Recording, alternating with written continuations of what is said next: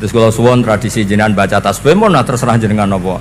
Kalau saya memang diantara yang saya tekunin itu teng Sahih Muslim itu ada sanad Sayyidah Juwairiyah itu wiridan mulai subuh sampai sekitar jam 10. Wiridan terus. Terus Nabi rawuh tanya, "Ma zilti alal hal allati kunti 'alaiha?" Kamu masih seperti ini? Iya, kata Sayyidah Juwairiyah.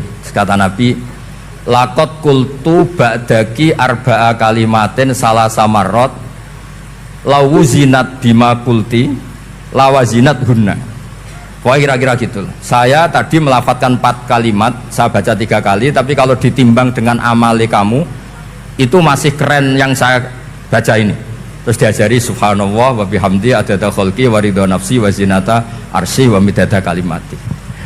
Itu bisa menyingkat wiridan. Sampean kan gak iso tak bayangno bar subuh wiridan jam 10 mukhal sampean ora diutang mukhal.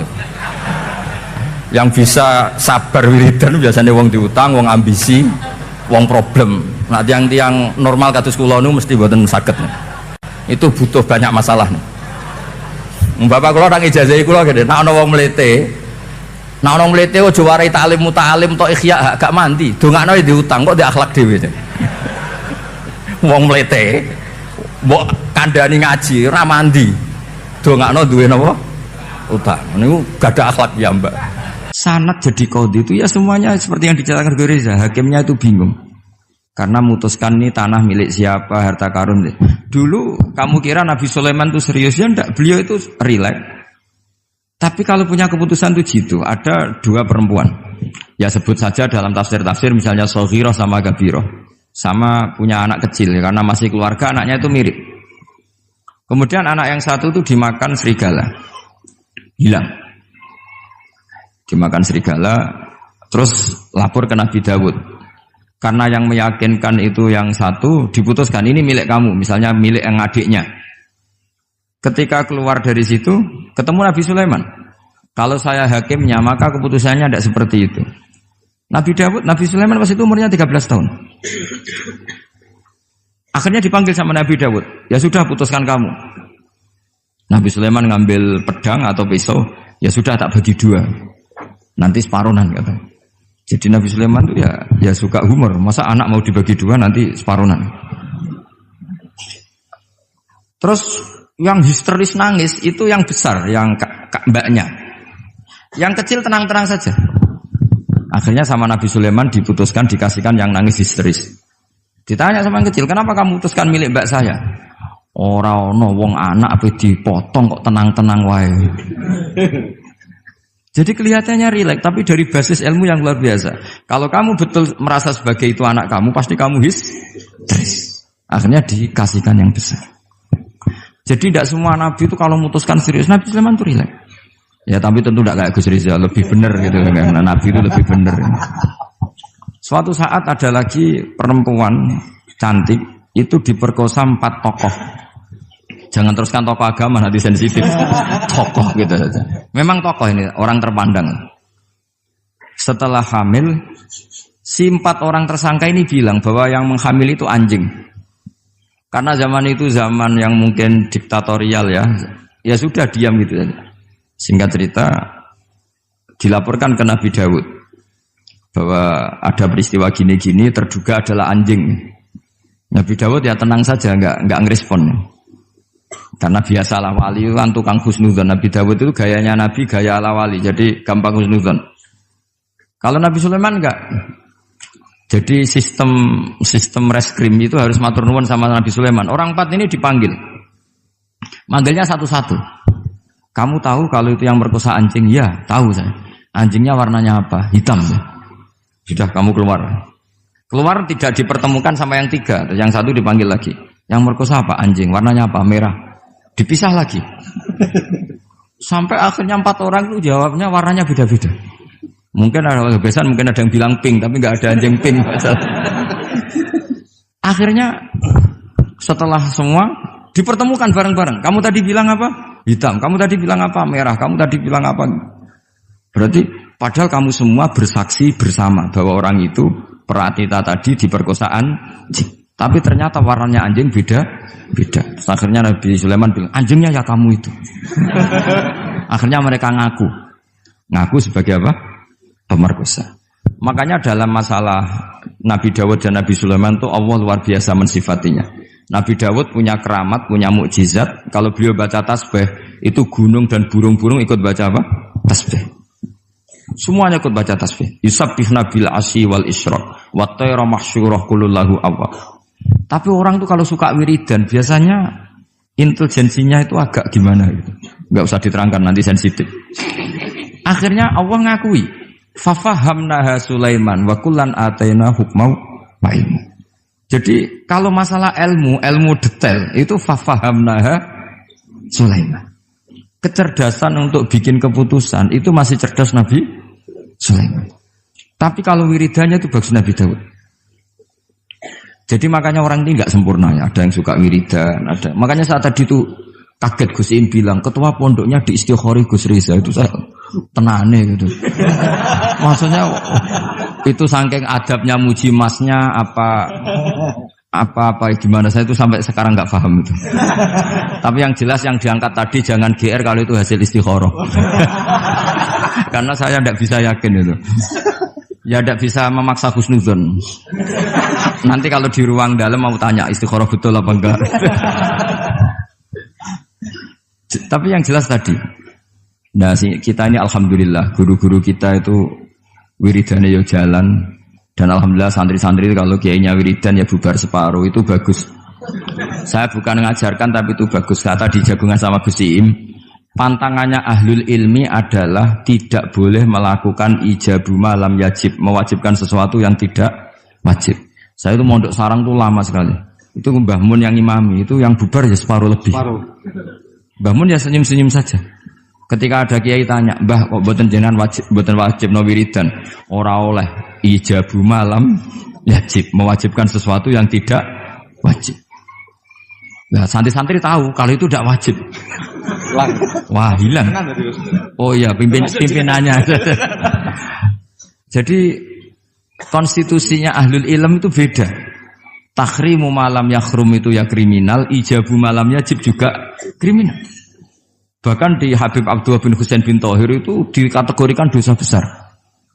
Makanya pondok-pondok ilm itu enggak berani wajibkan santrinya wiridan karena takut ijabu malam yajib. Akhirnya keterusan, bersolat langsung ngopi, bualenin. Kadang rokoknya orang dipateni, bersolat salam langsung. Eling rokoknya. Jadi kita ini sengawur-ngawur kita karena sebagai ahlul ilm itu masih benar. Ngawur saja benar, apalagi pas benar. Karena memang sanad ya, saya ulang lagi. Sanad ahlul ilmi itu beda, khas.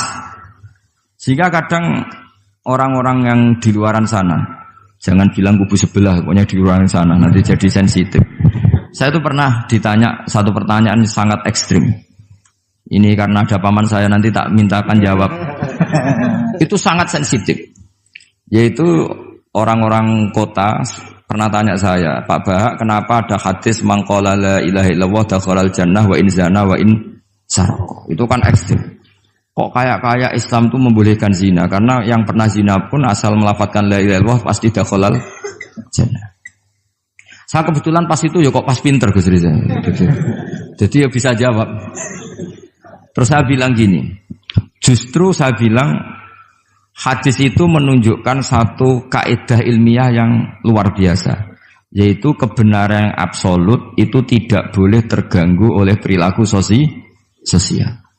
Misalnya saya ditanya 1 tambah 1, pasti tak jawab 2. Lonte ya jawab 2, maling ya jawab 2, koruptor ya jawab 2. Karena kebenaran absolut itu tidak boleh diganggu oleh status sosial.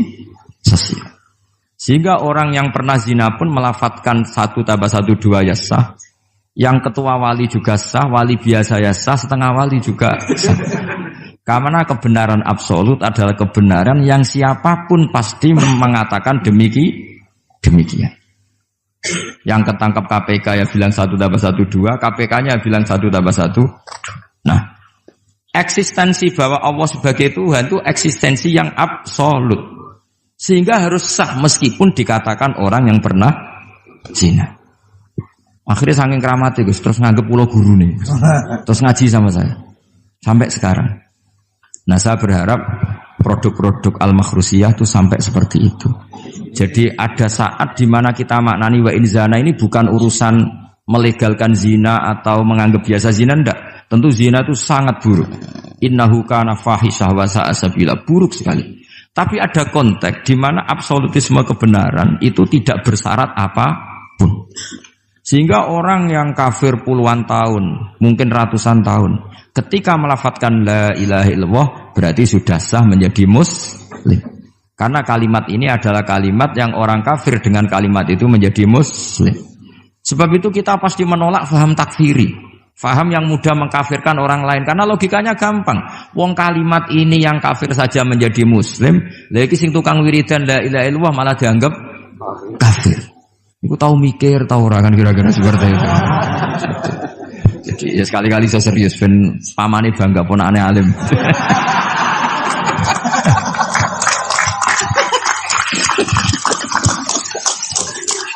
Jadi saya terpaksa ngetokno alim saya ben paman bangga gitu. Ponakanku ya alim pemeneh pamane. Jadi ini rileks ya. Jadi saya mohon sekali pemahaman hadis itu harus komprehensif, harus utuh. Sehingga zaman itu bukan sekedar kita. Abu Dzar itu sahabat yang khusyuk itu ya protes. Yang benar ya Rasulullah, masa wa in zana wa in sarok. Diulang lagi. Yang benar ya Rasul. Sampai Nabi mengatakan 3 kali. Lama-lama Nabi sampai agak keras nadanya. Ngendikan ala rohmi anfi Abi Dzarrin. Oh dasar wong gumbung kandhani ra ngandel gitu. Karena Abu Dzar itu orang khusyuk. Beliau tidak siap kalau orang yang pernah salah seperti itu kemudian tetap dakhalal jannah atau sah melafadzkan la ilaha illallah. Tapi dengan penjelasan ilmiah yang saya utarakan tadi, itu memang ini bukan masalah pelegalan zina atau nganggap zina biasa, enggak. Tapi masalah absolutisme kebenaran itu akan diakui oleh siapapun dan pihak manapun dan akan sah dari siapapun. Sehingga orang yang kafar tula umrih, dia kafir tula umrih, 80 tahun dia kafir. Kemudian pas mau mati melafadzkan la ilaha illallah Muhammadur Rasulullah, tetap sebagai berstatus mukmin. Qul lil ladzina kafaru iyantahu yughfar lahum ma qad salaf. Katakan kepada orang kafir sekali dia menghentikan kekafirannya dengan talaffuz di kalimat syahadah, maka otomatis menjadi muslim. Nah soal nanti masuk surga ya bisa kapan-kapan kan? Allah tidak bilang harus sekarang kan? Ya nunggu kita duluan kira-kira. Nak bejo itu. Tapi saya berkali-kali ngaji sudah orang Islam tuh yang senang. Kita ini sudah dikasih kunci surga, miftahul jannah la ilaha illallah. Kamu harusnya enggak bisa masuk neraka. Kamu enggak pegang kuncinya kok kamu mau masuk itu gimana? Tapi ada teman saya bilang, "Neraka ora ono pintune, Gus, langsung wae." Lah kalau kamu pikiran gitu semoga ke situ saya bilang gitu. Jadi makanya kamu yang pede saja. Umumnya orang itu kunci itu rahasia. Ini sudah dikasih tahu sama Kanjeng Nabi, yaitu miftahul jannah la ilaha illallah. Sudah punya kuncinya. Alamatnya juga sudah jelas. Alamatnya itu ya sakho. Karena kalau as-sakhiyu qaribun minallah, qaribun minal jannah. Kalau sampean kepengin tahu alamat neraka, ya bakhil tadi. Itu qaribun minannar. Jadi kalau kamu tanya alamat neraka di mana Gus? Kalau kamu medit, pikir, ya itu dekat-dekat situ. Itu neraka. Nah saya enggak di dekat-dekat situ, makanya saya enggak tahu neraka di mana saya tahu. Jadi saya mohon sekali, di balik saya sering guyon sama Gus Riza Gusim, kita ini membawa sanad yang berat. Karena di sini ada zuriatnya Kiai Makhrus, ada zuriatnya leluhur saya. Harus zuriatam ba'duha mim. Jangan sampai buyut-buyut kita yang sudah meninggal statusnya rubah karena ulah para cucunya. Kayak yang dialami tadi Yahuda bin Yakub bin Ishak bin Ibrahim. Nah kita tidak pernah tahu Yahuda itu apakah agama, apa marga. Itu masih jadi perdebatan. Karena kalau kamu kritik sebagai agama juga nanti repot karena ada ayat innalladzina amanu walladzina hadu wan nasara wassabiin. Terus man amana billahi wal yaumil akhir. Artinya ada ayat di mana orang-orang iman dan orang-orang hadu. Nah, kalau hadu ini kamu anggap satu faham agama nanti repot. Masa Yahudi kok disejajarkan innalladzina amanu walladzina hadu. Makanya ini jadi perdebatan para ahli tafsir. Makanya ada ahli tafsir maknanya Innalladzina amanu walladzina hadu lan wong sing tau Yahudi. Ini balaghah bi tibari makana. Pakai status dulu. Mau ndak mau secara bahasa memang seperti itu. Misalnya ada preman tobat di tangan Gus Riza mesti bilang, "Gus iki preman sing wis tobat." Jare wis tobat kok diarani preman. Itu namanya bi tibari makana. Jadi dengan status yang dulu. Iki wong kafir tapi saiki wis Islam. Lho wis Islam kok diarani wong kafir. Ya, ada yang maknani sehingga enggak perlu kamu jadi orang liberal yang menyamakan semua agama terus dalile innalladzina amanu walladzina hadu wan nasara wasabin man amana. Semua agama itu sama. Buktinya ayat itu sama, pakai wawu ataf. Iku ora tau ngaji tafsir mbek Gus Riza kira-kira gitu. Kalau sudah ngaji tafsir insyaallah enggak akan seperti itu. Jadi ayat itu ada ilmunya. Dan alhamdulillah di pondok sini, di pondok Lirboyo juga diajarkan ilmu balaghah. Jadi kadang penamaan itu bukan sekarang tapi bi'tibari makana. Ngitung dulu. Paham ya? Kayak kita mengatakan ini kafir tapi sudah Islam. Itu paradok enggak? Wong sudah Islam kok dikatakan kafir. Iki dhisik santi goblok, saiki wis pinter. Goblok kok pinter. Ya, ngoten mawon Gus, mau karo bingung. Assalamualaikum warahmatullahi wabarakatuh. Waalaikumsalam warahmatullahi wabarakatuh.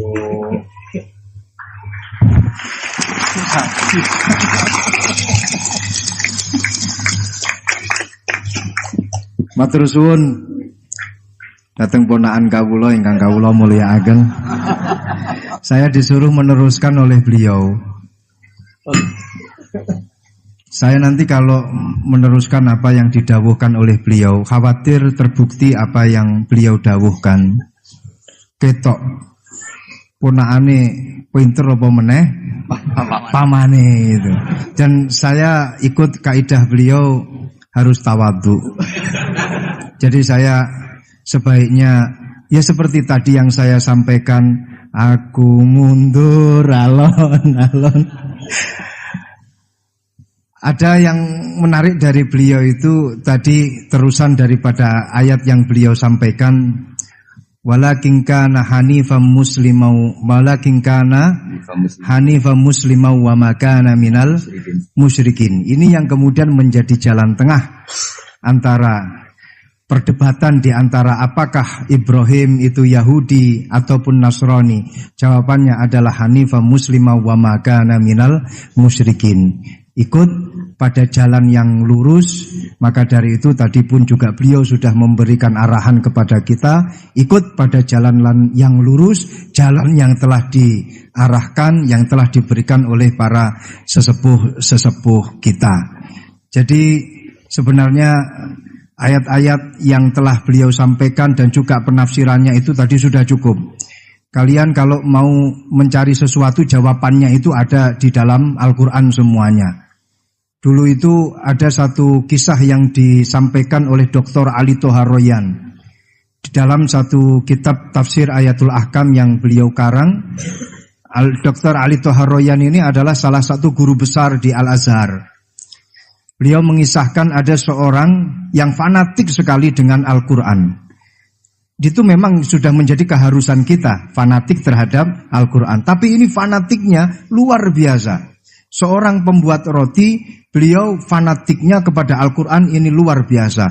Setiap kali ditanya oleh orang, apakah Al-Quran ini menerangkan tentang bagaimana caranya kita memasak? Ada jawabannya di dalam Al-Quran. Apakah di dalam Al-Quran itu ada caranya kita main sepak bola? Ada jawabannya, semua di dalam Al-Quran. Ma faratna fil kitabi min syai'. Fassalnahu tafsila. Semuanya sudah dijelaskan oleh Allah. Allah di dalam Al-Quran menjelaskan semuanya secara rinci malahan. Suatu ketika orang ini ditanya oleh salah satu tamunya, Anda yang fanatik terhadap Al-Quran? Iya, saya fanatik dan kita wajib fanatik terhadap Al-Quran. Sekarang saya ingin tahu jawabannya. Dari satu pertanyaan, apakah Al-Quran itu menjelaskan bagaimana caranya membuat roti? Anda kan sebagai pembuat roti, Anda sebagai tukang roti. Saya ingin ayatnya apa di dalam Al-Quran, bagaimana caranya membuat roti. Si tukang roti ini secara refleks langsung menjawab, ada. Ayatnya apa? Fas'alu ahla dzikri in kuntum la ta'lamun. Kalau tidak tahu, tanyalah kepada yang tahu. Jadi kalian kalau tidak tahu, tanyalah kepada Gus Baha. Itu yang wajib menjawab pun juga sebenarnya Gus Baha. Wal afu minkum. Assalamualaikum warahmatullahi wabarakatuh. Sanad jadi qadhi itu ya semuanya seperti yang diceritakan Reza. Hakimnya itu bingung. Karena memutuskan ini tanah milik siapa, harta karun. Dulu kamu kira Nabi Sulaiman itu serius, ya enggak, beliau itu rileks. Tapi kalau punya keputusan itu gitu, ada dua perempuan. Ya sebut saja dalam tafsir-tafsir misalnya Soghirah sama Gabiroh. Sama punya anak kecil, karena masih keluarga anaknya itu mirip. Kemudian anak yang satu itu dimakan serigala. Hilang. Dimakan serigala, terus lapor ke Nabi Dawud. Karena yang meyakinkan itu yang satu diputuskan ini milik kamu, misalnya milik yang adiknya. Ketika keluar dari situ ketemu Nabi Sulaiman. Kalau saya hakimnya maka keputusannya tidak seperti itu. Nabi Sulaiman pas itu umurnya 13 tahun. Akhirnya dipanggil sama Nabi Dawud. Ya sudah putuskan kamu. Nabi Sulaiman ngambil pedang atau pisau. Ya sudah tak bagi dua. Nanti separuhan kata. Jadi Nabi Sulaiman itu ya suka humor. Masa anak mau dibagi dua nanti separuhan. Terus yang histeris nangis itu yang besar, yang mbaknya. Yang kecil tenang-tenang saja. Akhirnya sama Nabi Sulaiman diputuskan dikasihkan yang nangis histeris. Ditanya sama yang kecil, kenapa kamu putuskan milik mbak saya? Ora ono wong anak apa dipotong kok tenang-tenang wae. Jadi kelihatannya rileks, tapi dari basis ilmu yang luar biasa. Kalau kamu betul merasa sebagai itu anak kamu, pasti kamu histeris. Akhirnya dikasihkan yang besar. Jadi tidak semua nabi itu kalau memutuskan serius. Nabi Sulaiman itu rileks. Ya tapi tentu tidak kayak Gus Rizal, lebih benar gitu kan. Nabi itu lebih benar. Suatu saat ada lagi perempuan cantik itu diperkosa 4 tokoh. Jangan teruskan tokoh agama, nanti sensitif. Tokoh gitu saja. Memang tokoh ini, orang terpandang. Setelah hamil, si 4 orang tersangka ini bilang bahwa yang menghamil itu anjing. Karena zaman itu zaman yang mungkin diktatorial ya. Ya sudah diam gitu saja. Singkat cerita, dilaporkan ke Nabi Dawud. Bahwa ada peristiwa gini-gini, terduga adalah anjing. Nabi Dawud ya tenang saja, enggak ngerespon. Karena biasalah wali itu kan tukang husnudzon. Nabi Dawud itu gayanya Nabi, gaya ala wali. Jadi gampang husnudzon. Kalau Nabi Sulaiman enggak. Jadi sistem reskrim itu harus matur nuwun sama Nabi Sulaiman. Orang 4 ini dipanggil. Manggilnya satu-satu. Kamu tahu kalau itu yang merkosa anjing? Ya, tahu saya. Anjingnya warnanya apa? Hitam. Sudah kamu keluar. Keluar tidak dipertemukan sama yang 3. Yang satu dipanggil lagi. Yang merkosa apa? Anjing. Warnanya apa? Merah. Dipisah lagi. Sampai akhirnya 4 orang itu jawabnya warnanya beda-beda. Mungkin ada kebiasaan, mungkin ada yang bilang pink, tapi nggak ada anjing pink. Akhirnya setelah semua dipertemukan bareng-bareng. Kamu tadi bilang apa? Hitam. Kamu tadi bilang apa? Merah. Kamu tadi bilang apa? Berarti padahal kamu semua bersaksi bersama bahwa orang itu Pratita tadi diperkosaan anjing. Tapi ternyata warnanya anjing beda. Terus akhirnya Nabi Sulaiman bilang, anjingnya ya kamu itu. Akhirnya mereka ngaku sebagai apa? Pemerkosa. Makanya dalam masalah Nabi Dawud dan Nabi Sulaiman itu Allah luar biasa mensifatinya. Nabi Dawud punya keramat, punya mukjizat. Kalau beliau baca tasbih, itu gunung dan burung-burung ikut baca apa? Tasbih. Semuanya ikut baca tasbih. Yusabbihna bil asyi wal isyraq wa tayra mahsyurah kulullahu awwab. Tapi orang tuh kalau suka wiridan biasanya intelijensinya itu agak gimana gitu. Enggak usah diterangkan nanti sensitif. Akhirnya Allah ngakui, fafahamnaha Sulaiman wa kullan ataina hukmau wa ilmu. Jadi kalau masalah ilmu detail itu fafahamnaha Sulaiman. Kecerdasan untuk bikin keputusan itu masih cerdas Nabi Sulaiman. Tapi kalau wiridannya itu bagus Nabi Dawud. Jadi makanya orang ini nggak sempurna ya. Ada yang suka wiridan, ada. Makanya saat tadi itu kaget Gus Im bilang ketua pondoknya di Istighori Gus Riza itu saya tenane gitu. Maksudnya itu saking adabnya muji masnya apa apa gimana, saya itu sampai sekarang nggak paham itu. Tapi yang jelas yang diangkat tadi jangan GR kalau itu hasil istikharah. Karena saya tidak bisa yakin itu. Ya tidak bisa memaksa husnudzon. Nanti kalau di ruang dalam mau tanya istikharah betul apa enggak. Tapi yang jelas tadi. Nah, kita ini alhamdulillah guru-guru kita itu wiridane yo jalan. Dan alhamdulillah santri-santri kalau kiainya wiridan ya bubar separuh, itu bagus. Saya bukan mengajarkan tapi itu bagus. Kata di Jagungan sama Gus Iim, pantangannya ahlul ilmi adalah tidak boleh melakukan ijabu malam yajib, mewajibkan sesuatu yang tidak wajib. Saya itu mondok sarang tuh lama sekali. Itu Mbah Mun yang imami, itu yang bubar ya separuh lebih. Mbah Mun ya senyum-senyum saja. Ketika ada kiai tanya, "Mbah, kok boten jenengan boten wajib no wiridan?" Ora oleh ijabu malam wajib, mewajibkan sesuatu yang tidak wajib. Nah, santri-santri tahu kalau itu tidak wajib. Wah, hilang. Oh iya, pimpinannya.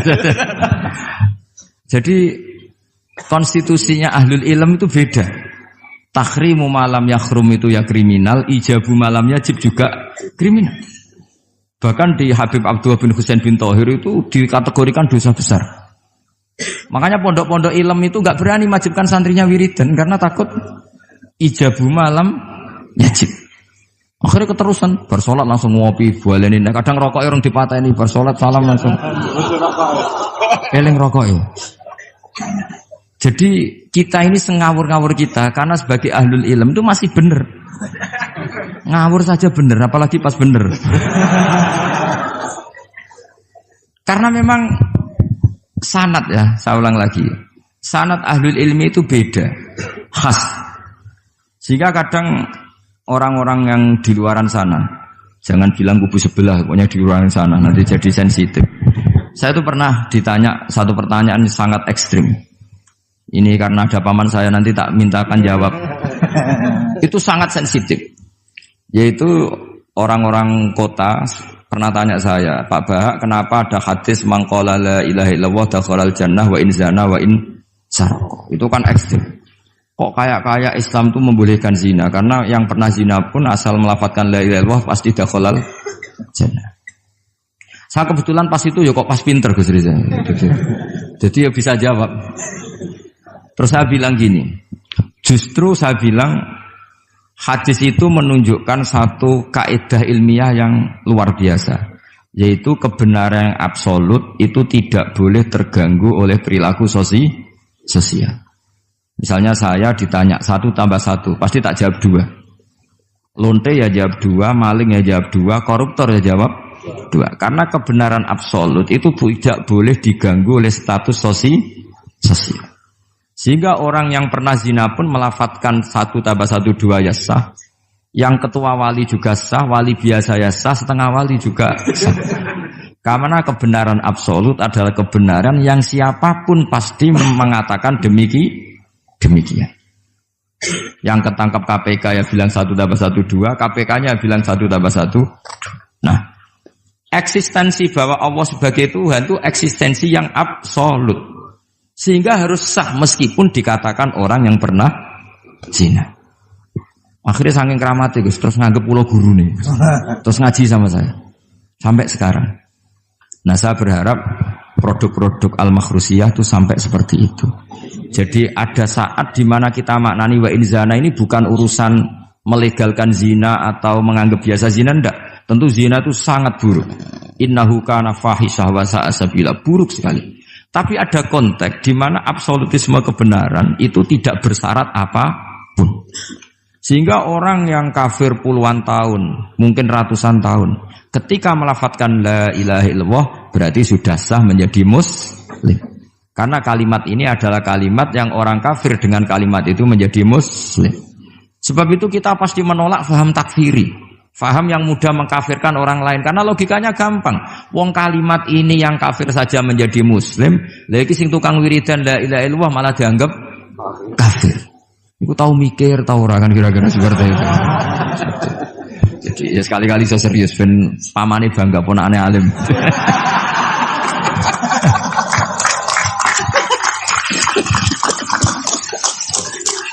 Jadi saya terpaksa ngetokno alim saya ben paman bangga gitu.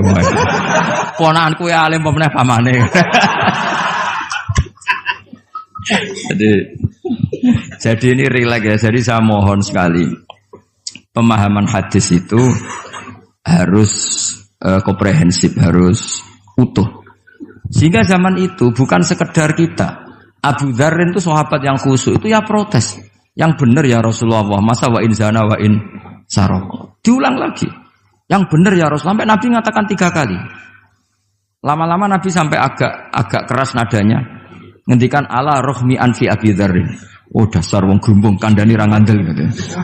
Karena Abu Dzar itu orang khusyuk. Beliau tidak siap kalau orang yang pernah salah seperti itu kemudian tetap dakhalal jannah atau sah melafadzkan la ilaha illallah.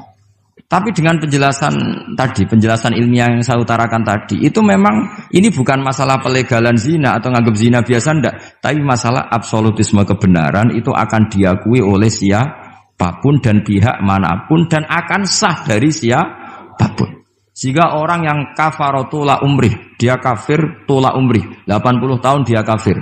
Kemudian pas mau mati melafadzkan la ilaha illallah Muhammadur Rasulullah, tetap sebagai berstatus mukmin. Qul lil ladzina kafaru iyantahu yughfar lahum ma qad salaf. Katakan kepada orang kafir sekali dia menghentikan kekafirannya dengan talaffuz di kalimat syahadah, maka otomatis menjadi muslim. Nah soal nanti masuk surga ya bisa kapan-kapan kan? Allah tidak bilang harus sekarang kan? Ya nunggu kita duluan kira-kira. Nak bejo itu. Tapi saya berkali-kali ngaji sudah orang Islam tuh yang senang. Kita ini sudah dikasih kunci surga, miftahul jannah la ilaha illallah. Kamu harusnya nggak bisa masuk neraka. Kamu nggak pegang kuncinya, kok kamu mau masuk itu gimana? Tapi ada teman saya bilang, neraka ora ono pintune Gus, langsung wae. Lah kalau kamu pikiran gitu semoga ke situ saya bilang gitu. Jadi makanya kamu yang pede saja. Umumnya orang itu kunci itu rahasia. Ini sudah dikasih tahu sama Kanjeng Nabi, yaitu miftahul jannah la ilaha illallah. Sudah punya kuncinya. Alamatnya juga sudah jelas. Alamatnya itu ya sakho. Karena kalau as-sakhiyu qaribun minallah, qaribun minal jannah. Kalau sampean kepengin tahu alamat neraka, ya bakhil tadi. Itu qaribun minannar. Jadi kalau kamu tanya alamat neraka di mana Gus? Kalau kamu medit, pikir, ya itu dekat-dekat situ. Itu neraka. Nah saya nggak di dekat-dekat situ, makanya saya nggak tahu neraka di mana saya tahu. Jadi saya mohon sekali, dibalik saya sering guyon sama Gus Riza Gus Siim, kita ini membawa sanad yang berat. Karena di sini ada zuriatnya Kiai Makhrus, ada zuriatnya leluhur saya. Harus zuriatam ba'duha mim. Jangan sampai buyut-buyut kita yang sudah meninggal statusnya rubah karena ulah para cucunya. Kayak yang dialami tadi Yahuda bin Yakub bin Ishak bin Ibrahim. Nah kita tidak pernah tahu Yahuda itu apakah agama, apa marga. Itu masih jadi perdebatan. Karena kalau kamu kritik sebagai agama juga nanti repot karena ada ayat innalladzina amanu walladzina hadu wan nasara wassabiin. Terus man amana billahi wal yaumil akhir. Artinya ada ayat di mana orang-orang iman dan orang-orang hadu. Nah, kalau hadu ini kamu anggap satu faham agama nanti repot. Masa Yahudi kok disejajarkan innalladzina amanu walladzina hadu. Makanya ini jadi perdebatan para ahli tafsir. Makanya ada ahli tafsir maknani innalladzina amanu walladzina hadu lan wong sing tahu Yahudi. Ini balaghah bi'tibari makana. Pakai status dulu. Mau tidak mau secara bahasa memang seperti itu. Misalnya ada preman tobat di tangan Gus Riza mesti bilang, "Gus iki preman sing wis tobat." Jare wis tobat kok diarani preman. Itu namanya bi'tibari makana. Jadi dengan status yang dulu. Iki wong kafir tapi saiki wis Islam. Lho wis Islam kok diarani wong kafir. Ya, ada yang maknani sehingga enggak perlu kamu jadi orang liberal yang menyamakan semua agama terus dalil innalladzina amanu walladzina hadu wan nasara wasabiin man amana. Semua agama itu sama. Buktinya ayat itu sama, pakai wawu ataf. Iku ora tau ngaji tafsir mbek Gus Riza kira-kira gitu. Kalau sudah ngaji tafsir insyaallah enggak akan seperti itu. Jadi ayat itu ada ilmunya. Dan alhamdulillah di pondok sini, di pondok Lirboyo juga diajarkan ilmu balaghah. Jadi kadang penamaan itu bukan sekarang tapi bi'tibari makana. Ngitung dulu. Paham ya? Kayak kita mengatakan ini kafir tapi sudah Islam. Itu paradok enggak? Wong sudah Islam kok dikatakan Kafir. Iki dhisik santi goblok, saiki wis pinter. Goblok kok. Pinter. Ya, ngoten mawon Gus, mau karo bingung. Assalamualaikum warahmatullahi wabarakatuh. Waalaikumsalam warahmatullahi wabarakatuh.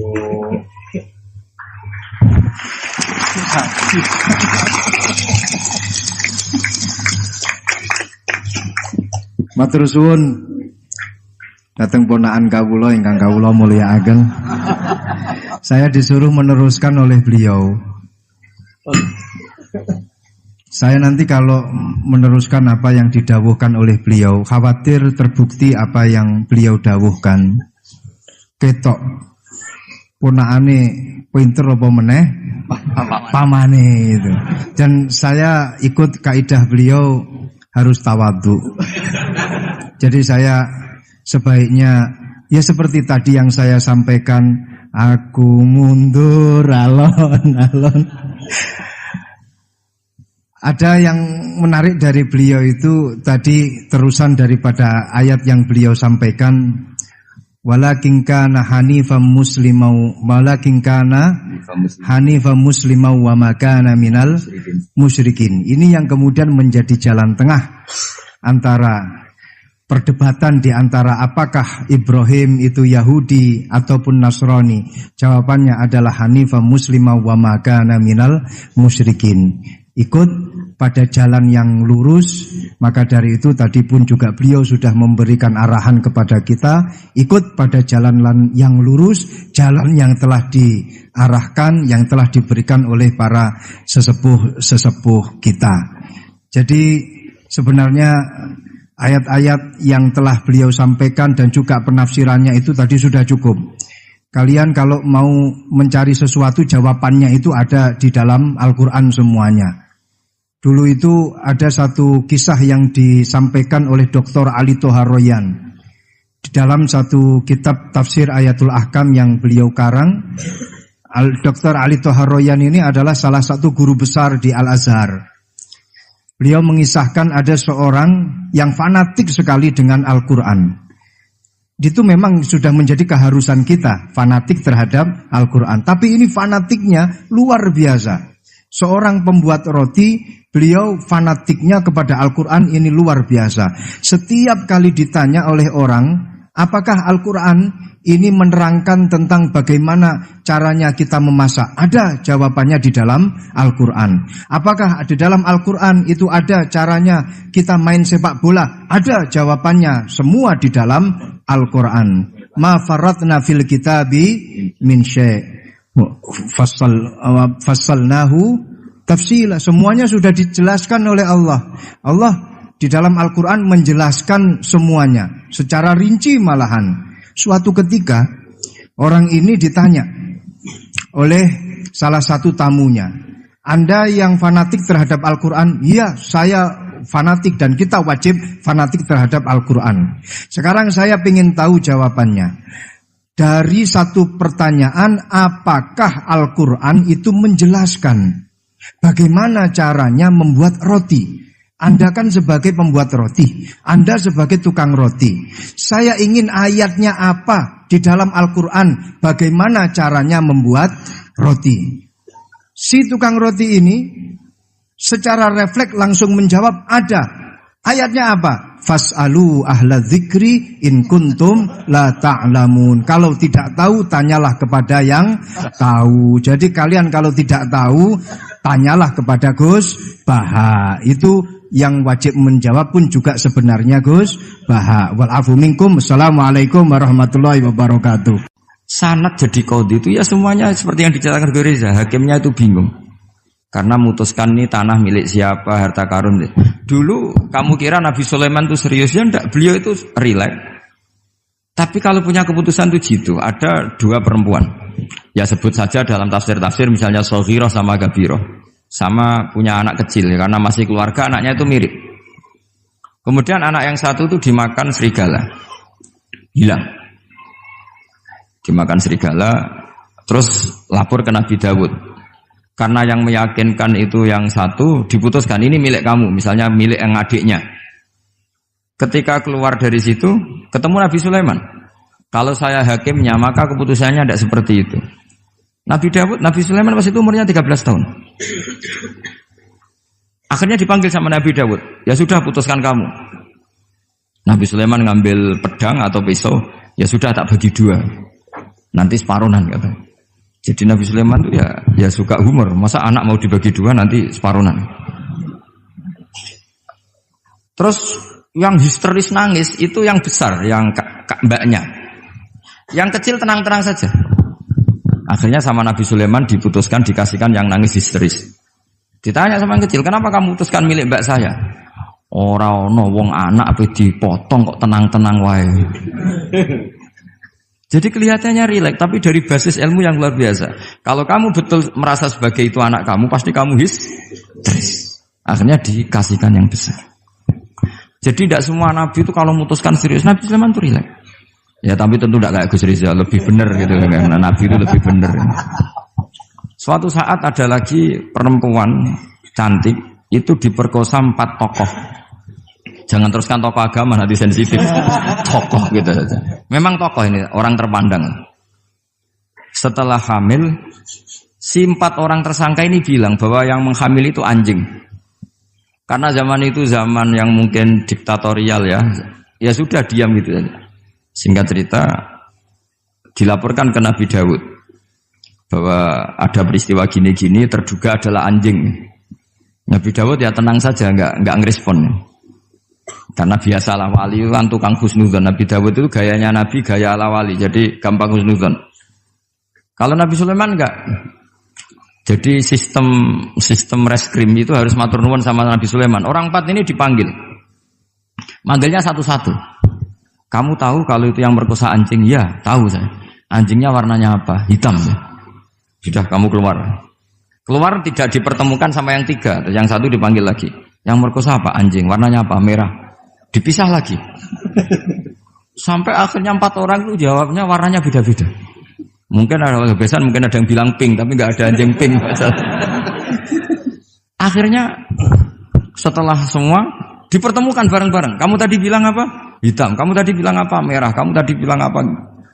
Berarti padahal kamu semua bersaksi bersama bahwa orang itu Pratita tadi diperkosa anjing. Tapi ternyata warnanya anjing beda. Terus akhirnya Nabi Sulaiman bilang, anjingnya ya kamu itu. Akhirnya mereka ngaku sebagai apa? Pemerkosa. Makanya dalam masalah Nabi Dawud dan Nabi Sulaiman itu Allah luar biasa mensifatinya. Nabi Dawud punya keramat, punya mukjizat. Kalau beliau baca tasbih, itu gunung dan burung-burung ikut baca apa? Tasbih. Semuanya ikut baca tasbih. Yusabbihna bil asyi wal isyraq wa tayra mahsyurah kulullahu awwab. Tapi orang tuh kalau suka wiridan biasanya intelijensinya itu agak gimana gitu. Enggak usah diterangkan nanti sensitif. Akhirnya Allah ngakui, fa fahamnaha Sulaiman wa kullan ataina hukmau wa ilmu. Jadi kalau masalah ilmu detail itu fafahamnaha Sulaiman. Kecerdasan untuk bikin keputusan itu masih cerdas Nabi Sulaiman. Tapi kalau wiridannya itu bagus Nabi Dawud. Jadi makanya orang ini nggak sempurna ya. Ada yang suka wiridan, ada. Makanya saat tadi itu kaget Gus Im bilang ketua pondoknya di Istighori Gus Riza itu saya tenane gitu. Maksudnya itu saking adabnya muji masnya apa gimana saya itu sampai sekarang nggak paham itu. Tapi yang jelas yang diangkat tadi jangan GR kalau itu hasil istikharah. Karena saya tidak bisa yakin itu. Ya tidak bisa memaksa husnudzon. Nanti kalau di ruang dalam mau tanya istikharah betul apa enggak. Tapi yang jelas tadi. Nah, kita ini alhamdulillah guru-guru kita itu wiridane yo jalan dan alhamdulillah santri-santri kalau kiainya wiridan ya bubar separuh itu bagus. Saya bukan mengajarkan tapi itu bagus. Kata di jagungan sama Gus Iim, pantangannya ahlul ilmi adalah tidak boleh melakukan ijabu malam yajib, mewajibkan sesuatu yang tidak wajib. Saya itu mondok sarang tuh lama sekali. Itu Mbah Mun yang imami, itu yang bubar ya separuh lebih. Mbah Mun ya senyum-senyum saja. Ketika ada kiai tanya, "Mbah, kok boten jenengan boten wajib no wiridan?" Ora oleh ijabu malam yajib, mewajibkan sesuatu yang tidak wajib. Nah, santri-santri tahu kalau itu tidak wajib. Wah, hilang. Oh iya, pimpinannya. Jadi konstitusinya ahlul ilm itu beda. Takhrimu malam yakhrum itu ya kriminal, ijabu malam yajib juga kriminal. Bahkan di Habib Abdullah bin Husain bin Thohir itu dikategorikan dosa besar. Makanya pondok-pondok ilm itu enggak berani wajibkan santrinya wiridan karena takut ijabu malam yajib. Akhirnya keterusan bersolat langsung ngopi, bualenin. Kadang rokoknya orang dipateni, bersolat salam langsung. Eling rokoknya. Jadi kita ini sengawur-ngawur kita karena sebagai ahlul ilm itu masih benar. Ngawur saja benar, apalagi pas benar. Karena memang sanad ya, saya ulang lagi. Sanad ahlul ilmi itu beda, khas. Sehingga kadang orang-orang yang di luaran sana, jangan bilang kubu sebelah, pokoknya di luaran sana, nanti jadi sensitif. Saya itu pernah ditanya satu pertanyaan sangat ekstrim. Ini karena ada paman saya, nanti tak mintakan jawab. Itu sangat sensitif. Yaitu orang-orang kota pernah tanya saya, Pak Bahak, kenapa ada hadis mangqala la ilaha illallah dakhalal jannah wa in zana wa in sarqa. Itu kan ekstrim. Kok kayak Islam itu membolehkan zina? Karena yang pernah zina pun asal melafadzkan la ilaha illallah pasti dakhalal jannah. Saya kebetulan pas itu ya kok pas pinter Gus Riza. Jadi ya bisa jawab.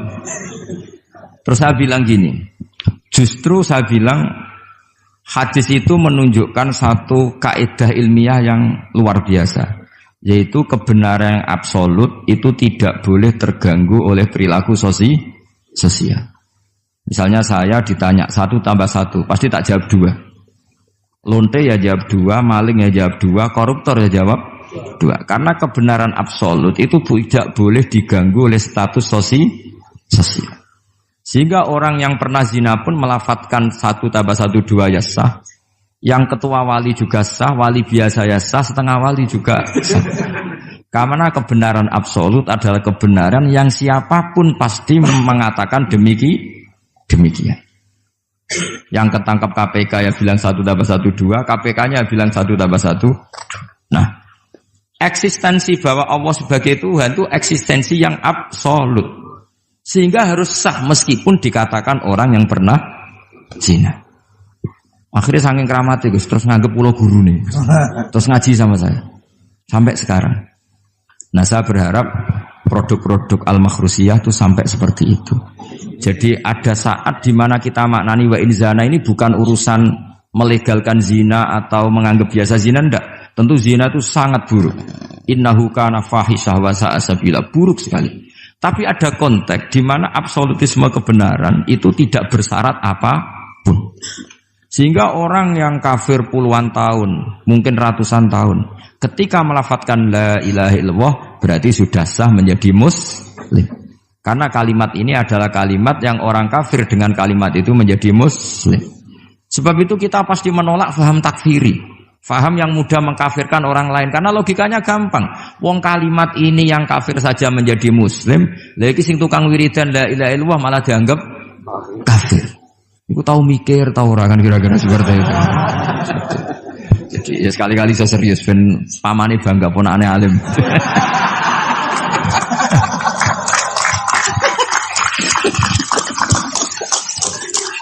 Jadi saya terpaksa ngetokno alim saya ben paman bangga gitu. Ponakanku ya alim pemeneh pamane.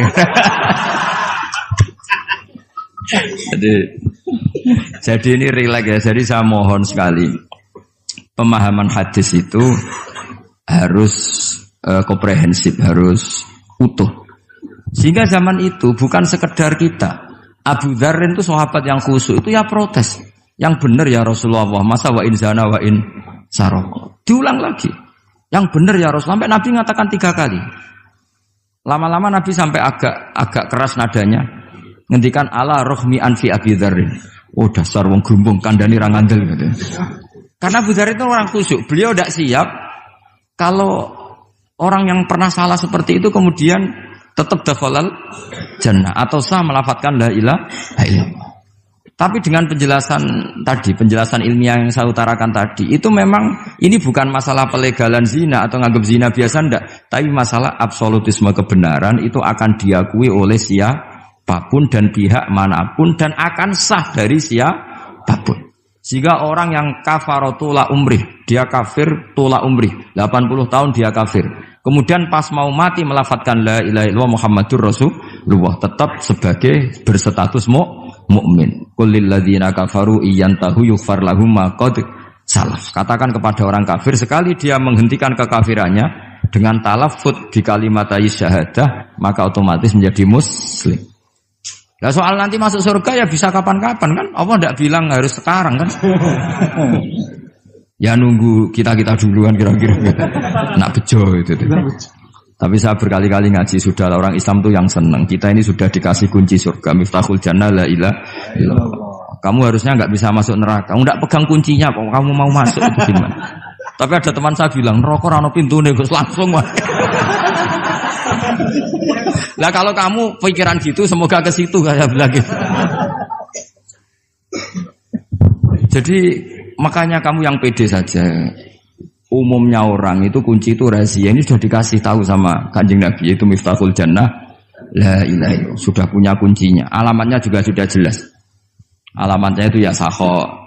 Karena kalau as-sakhiyu qaribun minallah qaribun minal jannah. Kalau sampean kepengin tahu alamat neraka ya bakhil tadi. Itu qaribun minannar. Jadi kalau kamu tanya alamat neraka di mana Gus? Kalau kamu medit, kikir, ya itu dekat-dekat situ. Itu neraka. Nah saya enggak di dekat-dekat situ, makanya saya enggak tahu neraka di mana saya tahu. Jadi saya mohon sekali di balik saya sering guyon sama Gus Riza Gus Im, kita ini membawa sanad yang berat. Karena di sini ada zuriatnya Kiai Makhrus, ada zuriatnya leluhur saya. Harus zuriatam ba'duha mim. Jangan sampai buyut-buyut kita yang sudah meninggal statusnya rubah karena ulah para cucunya. Kayak yang dialami tadi Yahuda bin Yakub bin Ishak bin Ibrahim. Nah kita tidak pernah tahu Yahuda itu apakah agama, apa marga. Itu masih jadi perdebatan. Karena kalau kamu kritik sebagai agama juga nanti repot karena ada ayat innalladzina amanu walladzina hadu wan nasara wassabiin. Terus man amana billahi wal yaumil akhir. Artinya ada ayat di mana orang-orang iman dan orang-orang hadu. Nah, kalau hadu ini kamu anggap satu faham agama nanti repot. Masa Yahudi kok disejajarkan innalladzina amanu walladzina hadu. Makanya ini jadi perdebatan para ahli tafsir. Makanya ada ahli tafsir maknani innalladzina amanu walladzina hadu lan wong sing tau Yahudi. Ini balaghah bi'tibari makana. Pakai status dulu. Mau tidak mau secara bahasa memang seperti itu. Misalnya ada preman tobat di tangan Gus Riza mesti bilang, "Gus iki preman sing wis tobat." Jare wis tobat kok diarani preman. Itu namanya bi'tibari makana. Jadi dengan status yang dulu. Iki wong kafir tapi saiki wis Islam. Lho wis Islam kok diarani wong kafir. Ada yang maknani sehingga enggak perlu kamu jadi orang liberal yang menyamakan semua agama terus dalile innalladzina amanu walladzina hadu wan nasara wasabiin man amana. Semua agama itu sama. Buktinya ayat itu sama, pakai wawu ataf. Iku ora tau ngaji tafsir mbek Gus Riza kira-kira gitu. Kalau sudah ngaji tafsir insyaallah enggak akan seperti itu. Jadi ayat itu ada ilmunya. Dan alhamdulillah di pondok sini, di pondok Lirboyo juga diajarkan ilmu balaghah. Jadi kadang penamaan itu bukan sekarang tapi bi'tibari makana. Ngitung dulu. Paham ya? Kayak kita mengatakan ini kafir tapi sudah Islam. Itu paradok enggak? Wong sudah Islam kok dikatakan kafir. Iki dhisik santi goblok, saiki wis pinter. Goblok kok pinter. Ya, ngoten mawon Gus, mau karena bingung. Assalamualaikum warahmatullahi wabarakatuh. Waalaikumsalam warahmatullahi wabarakatuh.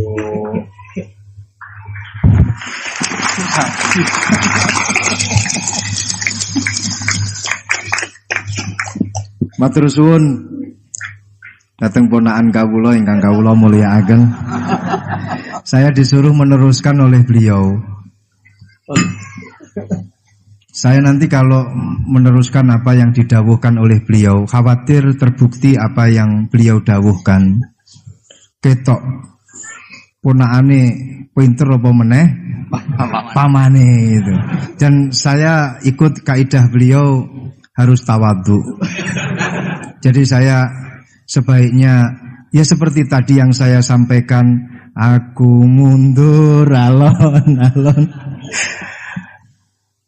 Ada yang menarik dari beliau itu tadi terusan daripada ayat yang beliau sampaikan, walakin kana hanifan muslimau walakin kana hanifan musliman wa ma kana minal musyrikin. Ini yang kemudian menjadi jalan tengah antara perdebatan di antara apakah Ibrahim itu Yahudi ataupun Nasrani. Jawabannya adalah hanifan musliman wa ma kana minal musyrikin. Ikut pada jalan yang lurus. Maka dari itu tadi pun juga beliau sudah memberikan arahan kepada kita, ikut pada jalan yang lurus, jalan yang telah diarahkan, yang telah diberikan oleh para sesepuh kita. Jadi sebenarnya ayat-ayat yang telah beliau sampaikan dan juga penafsirannya itu tadi sudah cukup. Kalian kalau mau mencari sesuatu, jawabannya itu ada di dalam Al-Quran semuanya. Dulu itu ada satu kisah yang disampaikan oleh Dr. Ali Toharoyan. Di dalam satu kitab tafsir Ayatul Ahkam yang beliau karang, Dr. Ali Toharoyan ini adalah salah satu guru besar di Al-Azhar. Beliau mengisahkan ada seorang yang fanatik sekali dengan Al-Quran. Itu memang sudah menjadi keharusan kita, fanatik terhadap Al-Quran. Tapi ini fanatiknya luar biasa. Seorang pembuat roti, beliau fanatiknya kepada Al-Quran ini luar biasa. Setiap kali ditanya oleh orang, apakah Al-Quran ini menerangkan tentang bagaimana caranya kita memasak? Ada jawabannya di dalam Al-Quran. Apakah di dalam Al-Quran itu ada caranya kita main sepak bola? Ada jawabannya, semua di dalam Al-Quran. Ma faratna fil kitabi min syai'. Fassalnahu tafsila. Semuanya sudah dijelaskan oleh Allah. Allah di dalam Al-Quran menjelaskan semuanya secara rinci malahan. Suatu ketika orang ini ditanya oleh salah satu tamunya, Anda yang fanatik terhadap Al-Quran? Iya, saya fanatik dan kita wajib fanatik terhadap Al-Quran. Sekarang saya ingin tahu jawabannya. Dari satu pertanyaan, apakah Al-Quran itu menjelaskan bagaimana caranya membuat roti? Anda kan sebagai pembuat roti, Anda sebagai tukang roti. Saya ingin ayatnya apa di dalam Al-Quran, bagaimana caranya membuat roti. Si tukang roti ini secara refleks langsung menjawab, ada. Ayatnya apa? Fas'alu ahla dzikri in kuntum la ta'lamun. Kalau tidak tahu, tanyalah kepada yang tahu. Jadi kalian kalau tidak tahu, tanyalah kepada Gus Baha. Itu yang wajib menjawab pun juga sebenarnya Gus Baha. Wal afu minkum. Assalamualaikum warahmatullahi wabarakatuh. Sanad jadi qadhi itu ya semuanya seperti yang diceritakan Reza. Hakimnya itu bingung. Karena memutuskan ini tanah milik siapa, harta karun. Dulu kamu kira Nabi Sulaiman itu serius, ya enggak, beliau itu rileks. Tapi kalau punya keputusan itu gitu, ada dua perempuan. Ya sebut saja dalam tafsir-tafsir misalnya Soghirah sama Gabiroh. Sama punya anak kecil, ya, karena masih keluarga anaknya itu mirip. Kemudian anak yang satu itu dimakan serigala. Hilang. Dimakan serigala, terus lapor ke Nabi Dawud. Karena yang meyakinkan itu yang satu diputuskan ini milik kamu, misalnya milik yang adiknya. Ketika keluar dari situ ketemu Nabi Sulaiman. Kalau saya hakimnya maka keputusannya tidak seperti itu. Nabi Sulaiman pas itu umurnya 13 tahun. Akhirnya dipanggil sama Nabi Dawud. Ya sudah, putuskan kamu. Nabi Sulaiman ngambil pedang atau pisau. Ya sudah, tak bagi dua. Nanti separuhan katanya. Jadi Nabi Sulaiman itu ya suka humor. Masa anak mau dibagi dua nanti separuhan. Terus yang histeris nangis itu yang besar, yang mbaknya. Yang kecil tenang-tenang saja. Akhirnya sama Nabi Sulaiman diputuskan dikasihkan yang nangis histeris. Ditanya sama yang kecil, kenapa kamu putuskan milik mbak saya? Ora ono wong anak apa dipotong kok tenang-tenang wae. Jadi kelihatannya rileks, tapi dari basis ilmu yang luar biasa. Kalau kamu betul merasa sebagai itu anak kamu, pasti kamu histeris. Akhirnya dikasihkan yang besar. Jadi tidak semua nabi itu kalau memutuskan serius. Nabi Sulaiman itu rileks. Ya tapi tentu tidak kayak Gus Rizal, lebih benar gitu. Karena nabi itu lebih benar. Suatu saat ada lagi perempuan cantik itu diperkosa 4 tokoh. Jangan teruskan tokoh agama, nanti sensitif. Tokoh gitu saja. Memang tokoh ini orang terpandang. setelah hamil, si 4 orang tersangka ini bilang bahwa yang menghamili itu anjing. Karena zaman itu zaman yang mungkin diktatorial ya sudah diam gitu saja. Singkat cerita, dilaporkan ke Nabi Dawud bahwa ada peristiwa gini-gini, terduga adalah anjing. Nabi Dawud ya tenang saja, nggak ngerespon. Karena biasalah wali itu kan tukang husnudzon. Nabi Dawud itu gayanya Nabi, gaya ala wali, jadi gampang husnudzon. Kalau Nabi Sulaiman enggak. Jadi sistem reskrim itu harus matur nuwun sama Nabi Sulaiman. Orang 4 ini dipanggil. Manggilnya satu-satu. Kamu tahu kalau itu yang merkosa anjing? Ya, tahu saya. Anjingnya warnanya apa? Hitam ya. Sudah, kamu keluar. Keluar tidak dipertemukan sama yang 3. Yang 1 dipanggil lagi. Yang merkosa apa? Anjing. Warnanya apa? Merah. Dipisah lagi. Sampai akhirnya 4 orang itu jawabnya warnanya beda-beda. Mungkin ada kebiasaan, mungkin ada yang bilang pink, tapi nggak ada anjing pink. Akhirnya setelah semua dipertemukan bareng-bareng. Kamu tadi bilang apa? Hitam. Kamu tadi bilang apa? Merah. Kamu tadi bilang apa? Berarti padahal kamu semua bersaksi bersama bahwa orang itu Pratita tadi diperkosaan anjing. Tapi ternyata warnanya anjing beda. Terus akhirnya Nabi Sulaiman bilang, anjingnya ya kamu itu. Akhirnya mereka ngaku sebagai apa? Pemerkosa. Makanya dalam masalah Nabi Dawud dan Nabi Sulaiman itu Allah luar biasa mensifatinya. Nabi Dawud punya keramat, punya mukjizat. Kalau beliau baca tasbih, itu gunung dan burung-burung ikut baca apa? Tasbih. Semuanya ikut baca tasbih. Yusabbihna bil asyi wal isyraq wa tayra mahsyurah kullu lahu awwab. Tapi orang tuh kalau suka wiridan biasanya intelijensinya itu agak gimana gitu. Enggak usah diterangkan, nanti sensitif. Akhirnya Allah ngakui, fafahamnaha Sulaiman wa kullan ataina hukmau wa ilmu. Jadi kalau masalah ilmu detail itu fafahamnaha Sulaiman. Kecerdasan untuk bikin keputusan itu masih cerdas Nabi Sulaiman. Tapi kalau wiridannya itu bagus Nabi Dawud. Jadi makanya orang ini enggak sempurna ya. Ada yang suka wiridan, ada. Makanya saat tadi itu kaget Gus Im bilang ketua pondoknya di Istighori Gus Riza, itu saya tenane gitu. Maksudnya itu saking adabnya muji masnya apa gimana, saya itu sampai sekarang nggak paham itu. Tapi yang jelas yang diangkat tadi jangan GR kalau itu hasil istikharah. Karena saya tidak bisa yakin itu. Ya tidak bisa memaksa husnudzon. Nanti kalau di ruang dalam mau tanya istikharah betul apa enggak.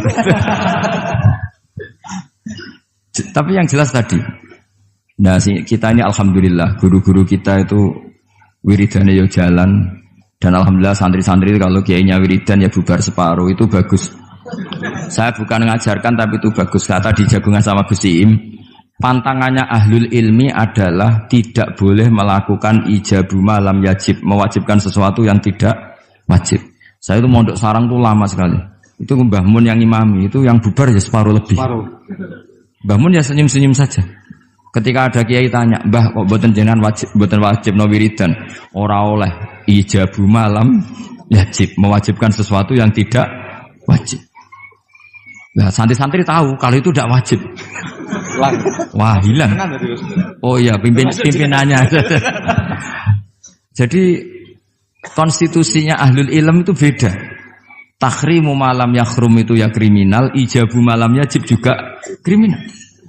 Bahkan di Habib Abdullah bin Husain bin Thohir itu dikategorikan dosa besar.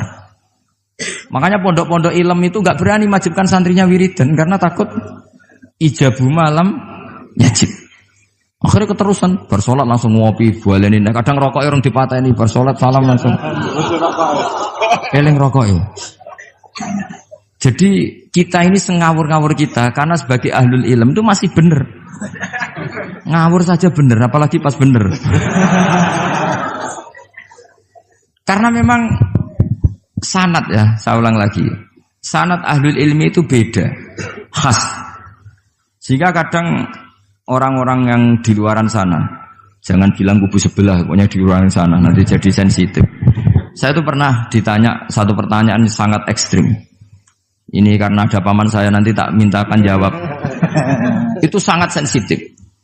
Yaitu orang-orang kota pernah tanya saya, Pak Bahak, kenapa ada hadis mangqala la ilaha illallah dakhalal jannah wa in zana wa in sarqa. Itu kan ekstrim.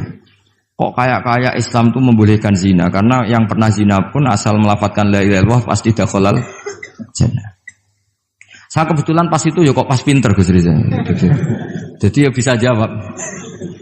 Terus saya bilang gini, justru saya bilang hadis itu menunjukkan satu kaidah ilmiah yang luar biasa, yaitu kebenaran yang absolut itu tidak boleh terganggu oleh perilaku sosial.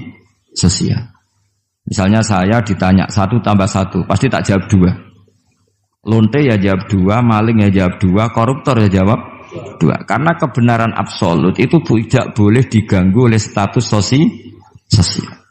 Sehingga orang yang pernah zina pun melafadzkan 1 tambah 1 2 ya sah. Yang ketua wali juga sah, wali biasa ya sah, setengah wali juga sah. Karena kebenaran absolut adalah kebenaran yang siapapun pasti mengatakan demikian. Yang ketangkap KPK ya bilang 1 tambah 1 2, KPK-nya bilang 1 tambah 1. Nah, eksistensi bahwa Allah sebagai Tuhan itu eksistensi yang absolut, sehingga harus sah meskipun dikatakan orang yang pernah zina. Akhirnya saking keramatnya Gus, terus nganggep pulau guru nih, terus ngaji sama saya sampai sekarang. Nah, saya berharap produk-produk al-makhrusiyah itu sampai seperti itu. Jadi ada saat di mana kita maknani wa in zana ini bukan urusan melegalkan zina atau menganggap biasa zina, enggak. Tentu zina itu sangat buruk. Innahu kana fahisyah wa sa'a sabila, buruk sekali. Tapi ada konteks di mana absolutisme kebenaran itu tidak bersyarat apapun. Sehingga orang yang kafir puluhan tahun, mungkin ratusan tahun, ketika melafadzkan la ilaha illallah berarti sudah sah menjadi muslim. Karena kalimat ini adalah kalimat yang orang kafir dengan kalimat itu menjadi muslim. Sebab itu kita pasti menolak faham takfiri, faham yang mudah mengkafirkan orang lain. Karena logikanya gampang. Wong kalimat ini yang kafir saja menjadi muslim, lagi sing tukang wiridan la ilaha illallah malah dianggap kafir. Iku tahu mikir, tahu ora kan kira-kira seperti itu. Jadi ya sekali-kali saya serius ben pamane bangga ponakane alim.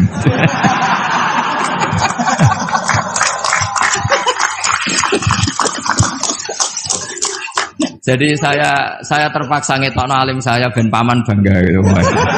Ponakanku ya alim pemeneh pamane.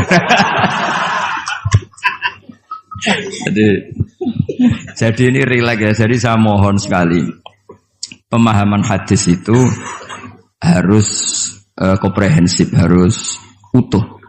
Sehingga zaman itu bukan sekedar kita. Abu Dzar itu sahabat yang khusyuk itu ya protes. Yang benar ya Rasulullah, masa wa in zana wa in sarqa. Diulang lagi.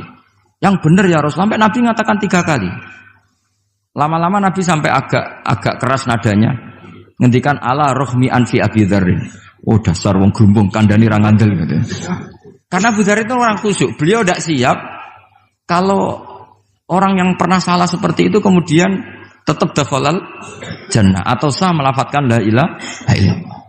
Tapi dengan penjelasan ilmiah yang saya utarakan tadi, itu memang ini bukan masalah pelegalan zina atau nganggap zina biasa enggak, tapi masalah absolutisme kebenaran itu akan diakui oleh siapapun dan pihak manapun dan akan sah dari siapapun. Sehingga orang yang kafaro tula umrih, dia kafir tula umrih, 80 tahun dia kafir.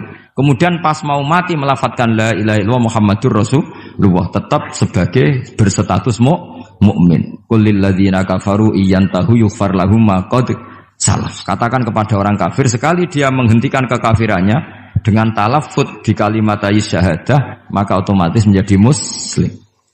Nah soal nanti masuk surga ya bisa kapan-kapan kan? Allah tidak bilang harus sekarang kan?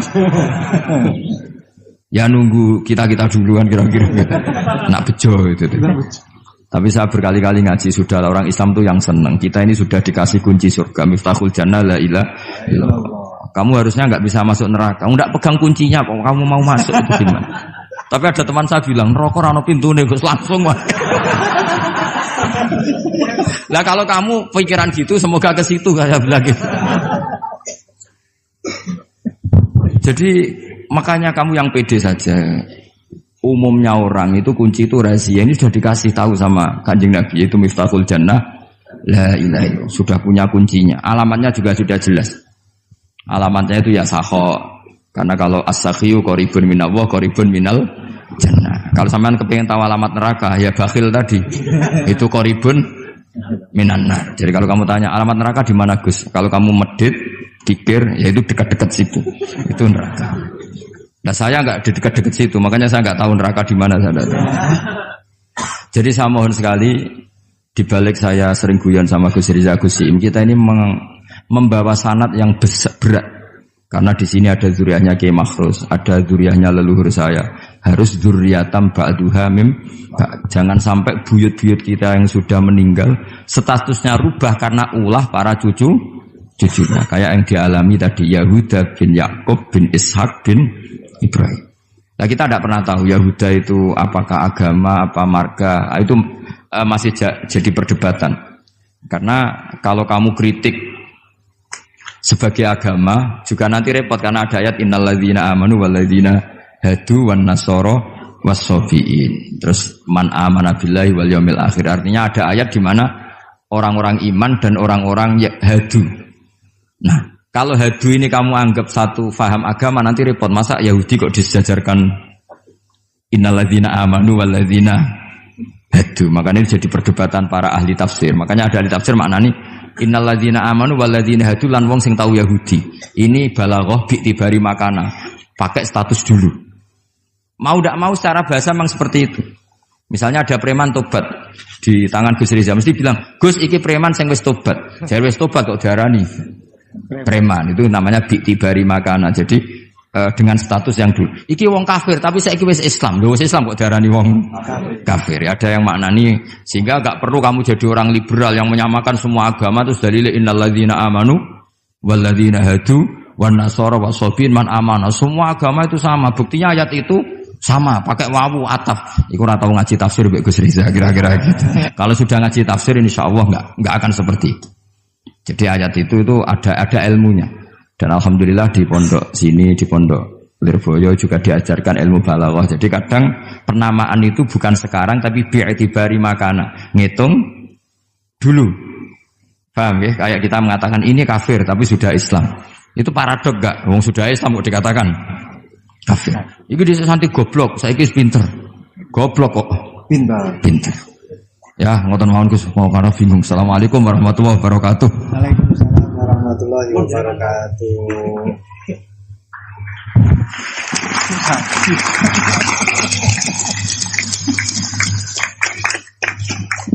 Matur suwun dateng ponakan kawula ingkang kawula mulyakaken. Saya disuruh meneruskan oleh beliau. Saya nanti kalau meneruskan apa yang didawuhkan oleh beliau, khawatir terbukti apa yang beliau dawuhkan. Ketok ponakane pinter apa meneh pamane itu. Dan saya ikut kaidah beliau harus tawadhu. Jadi saya sebaiknya ya seperti tadi yang saya sampaikan, aku mundur alon-alon. Ada yang menarik dari beliau itu tadi terusan daripada ayat yang beliau sampaikan, walakin kana hanifan muslimau wa ma kana minal musyrikin. Ini yang kemudian menjadi jalan tengah antara perdebatan di antara apakah Ibrahim itu Yahudi ataupun Nasrani. Jawabannya adalah hanifan muslimau wa ma kana minal musyrikin. Ikut pada jalan yang lurus. Maka dari itu tadi pun juga beliau sudah memberikan arahan kepada kita, ikut pada jalan yang lurus, jalan yang telah diarahkan, yang telah diberikan oleh para sesepuh kita. Jadi sebenarnya ayat-ayat yang telah beliau sampaikan dan juga penafsirannya itu tadi sudah cukup. Kalian kalau mau mencari sesuatu, jawabannya itu ada di dalam Al-Quran semuanya. Dulu itu ada satu kisah yang disampaikan oleh Dr. Ali Toharoyan. Di dalam satu kitab tafsir Ayatul Ahkam yang beliau karang, Dr. Ali Toharoyan ini adalah salah satu guru besar di Al-Azhar. Beliau mengisahkan ada seorang yang fanatik sekali dengan Al-Quran. itu memang sudah menjadi keharusan kita, fanatik terhadap Al-Quran. Tapi ini fanatiknya luar biasa. Seorang pembuat roti, beliau fanatiknya kepada Al-Quran ini luar biasa.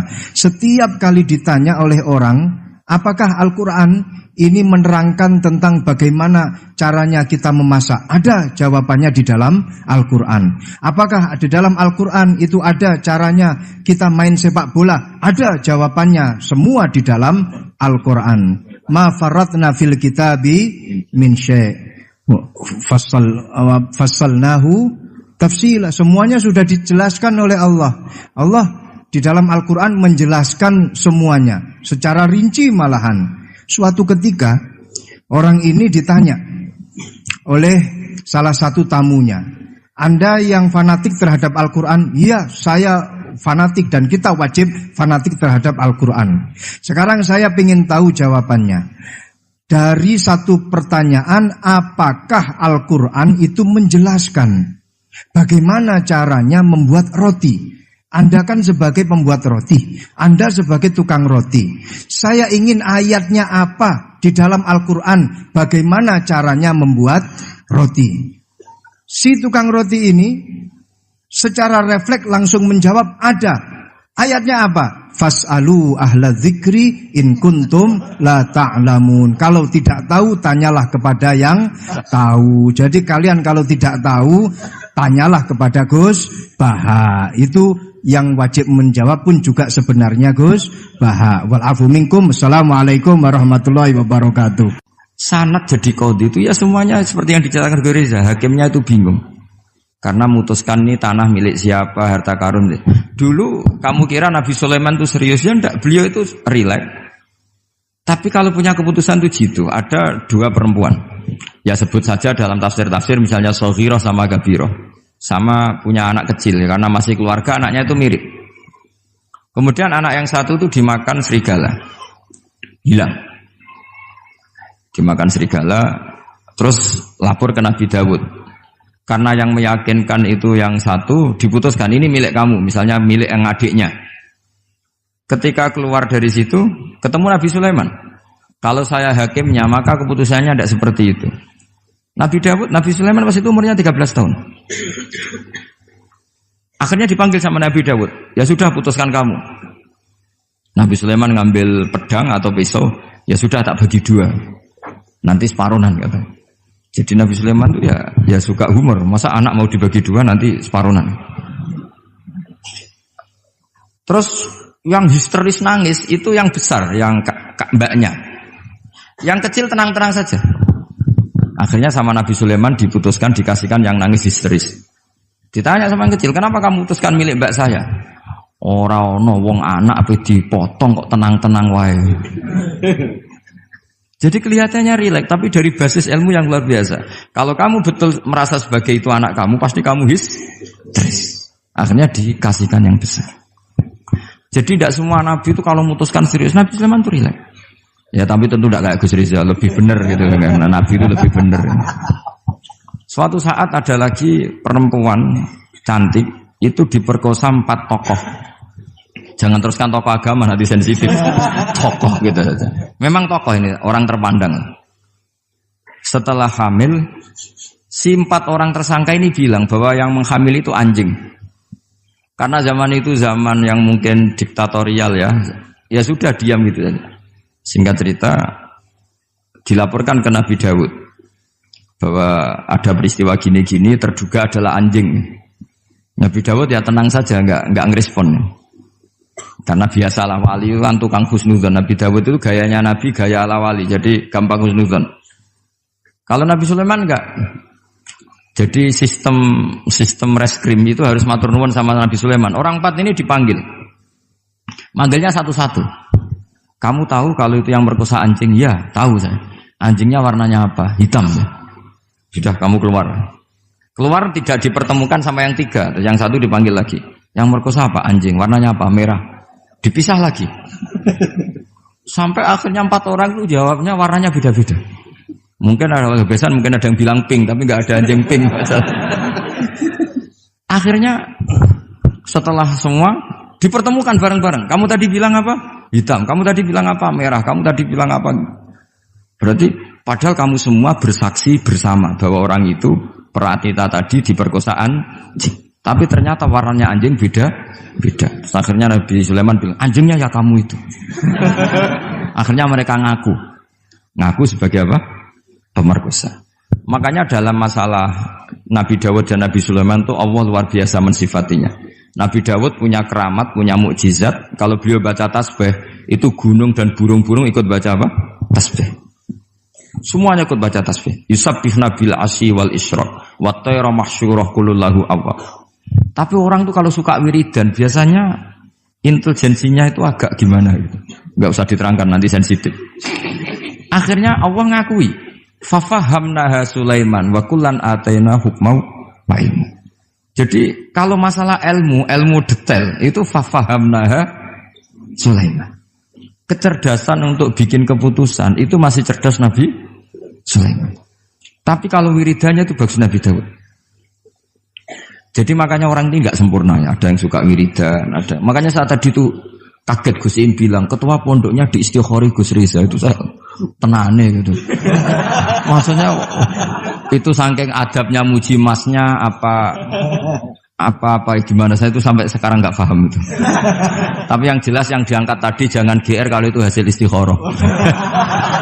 Karena saya tidak bisa yakin itu. Ya tidak bisa memaksa husnudzon. Nanti kalau di ruang dalam mau tanya istikharah betul apa enggak. Tapi yang jelas tadi. Nah, kita ini alhamdulillah guru-guru kita itu wiridane yo jalan dan alhamdulillah santri-santri kalau kiainya wiridan ya bubar separuh itu bagus. Saya bukan mengajarkan tapi itu bagus. Kata di jagungan sama Gus Im, pantangannya ahlul ilmi adalah tidak boleh melakukan ijabu malam yajib, mewajibkan sesuatu yang tidak wajib. Saya itu mondok sarang tuh lama sekali. Itu Mbah Mun yang imami, itu yang bubar ya separuh lebih. Mbah Mun ya senyum-senyum saja. Ketika ada kiai tanya, Mbah kok boten jenengan boten wajib no wiridan? Ora oleh ijabu malam yajib, mewajibkan sesuatu yang tidak wajib. Nah, santri-santri tahu kalau itu tidak wajib. Wah, hilang. Oh iya, pimpinannya. Jadi konstitusinya ahlul ilm itu beda. Takhrimu malam yakhrum itu ya kriminal, ijabu malam yajib juga kriminal. Bahkan di Habib Abdullah bin Husain bin Thohir itu dikategorikan dosa besar. Makanya pondok-pondok ilm itu enggak berani wajibkan santrinya wiridan karena takut ijabu malam yajib. Akhirnya keterusan bersolat langsung ngopi bualenin. Kadang rokok orang dipateni bersolat salam langsung. Eling rokok ya. Jadi kita ini sengawur-ngawur kita karena sebagai ahlul ilm itu masih benar. Ngawur saja benar, apalagi pas benar. Karena memang sanad ya, saya ulang lagi. Sanad ahlul ilmi itu beda, khas. Sehingga kadang orang-orang yang di luaran sana, jangan bilang kubu sebelah, pokoknya di luaran sana, nanti jadi sensitif. Saya itu pernah ditanya satu pertanyaan sangat ekstrim. Ini karena ada paman saya nanti tak mintakan jawab. Itu sangat sensitif. Yaitu orang-orang kota pernah tanya saya, Pak Bahak, kenapa ada hadis mangqala la ilaha illallah dakhalal jannah wa in zana wa in sarqa. Itu kan ekstrim. Kok kayak Islam itu membolehkan zina? Karena yang pernah zina pun asal melafadzkan la ilaha illallah pasti dakhalal jannah. Saya kebetulan pas itu ya kok pas pinter Gus Riza. Jadi ya bisa jawab. Terus saya bilang gini, justru saya bilang hadis itu menunjukkan satu kaidah ilmiah yang luar biasa, yaitu kebenaran yang absolut itu tidak boleh terganggu oleh perilaku sosial. Misalnya saya ditanya 1 tambah 1, pasti tak jawab 2. Lonte ya jawab 2, maling ya jawab 2, koruptor ya jawab 2. Karena kebenaran absolut itu tidak boleh diganggu oleh status sosial.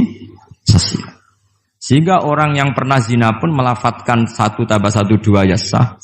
Yang ketua wali juga sah, wali biasa ya sah, setengah wali juga sah. Karena kebenaran absolut adalah kebenaran yang siapapun pasti mengatakan demikian. Yang ketangkap KPK ya bilang 1 tambah 1 2, KPK-nya bilang 1 tambah 1. Nah, eksistensi bahwa Allah sebagai Tuhan itu eksistensi yang absolut. Sehingga harus sah meskipun dikatakan orang yang pernah zina. Akhirnya saking keramatnya Gus, terus nganggep pulau guru nih, terus ngaji sama saya sampai sekarang. Nah saya berharap produk-produk al-makhrusiyah itu sampai seperti itu. Jadi ada saat di mana kita maknani wa in zina ini bukan urusan melegalkan zina atau menganggap biasa zina, enggak. Tentu zina itu sangat buruk. Innahu kana fahisyah wa sa'a sabila, buruk sekali. Tapi ada konteks di mana absolutisme kebenaran itu tidak bersyarat apapun. Sehingga orang yang kafir puluhan tahun, mungkin ratusan tahun, ketika melafadzkan la ilaha illallah berarti sudah sah menjadi muslim. Karena kalimat ini adalah kalimat yang orang kafir dengan kalimat itu menjadi muslim. Sebab itu kita pasti menolak faham takfiri, faham yang mudah mengkafirkan orang lain. Karena logikanya gampang. Wong kalimat ini yang kafir saja menjadi muslim, lagi sing tukang wiridan la ilaha illallah malah dianggap kafir. Iku tahu mikir, tahu orang kan kira-kira seperti itu. Jadi ya sekali-kali saya serius, ben pamane bangga ponakane alim.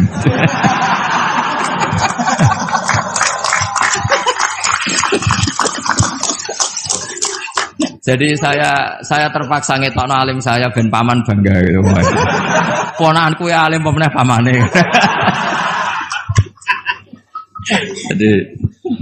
Jadi ini rileks ya. Jadi saya mohon sekali pemahaman hadis itu harus komprehensif, harus utuh. Sehingga zaman itu bukan sekedar kita. Abu Dzar itu sahabat yang khusyuk itu ya protes. Yang benar ya Rasulullah, masa wa in zana wa in saraq. Diulang lagi. Yang benar ya Rasulullah, sampai Nabi mengatakan 3 kali. Lama-lama Nabi sampai agak keras nadanya. Ngendikan ala rohmi anfi Abi Dzar. Oh dasar wong grumbung kandhani ra ngandel gitu.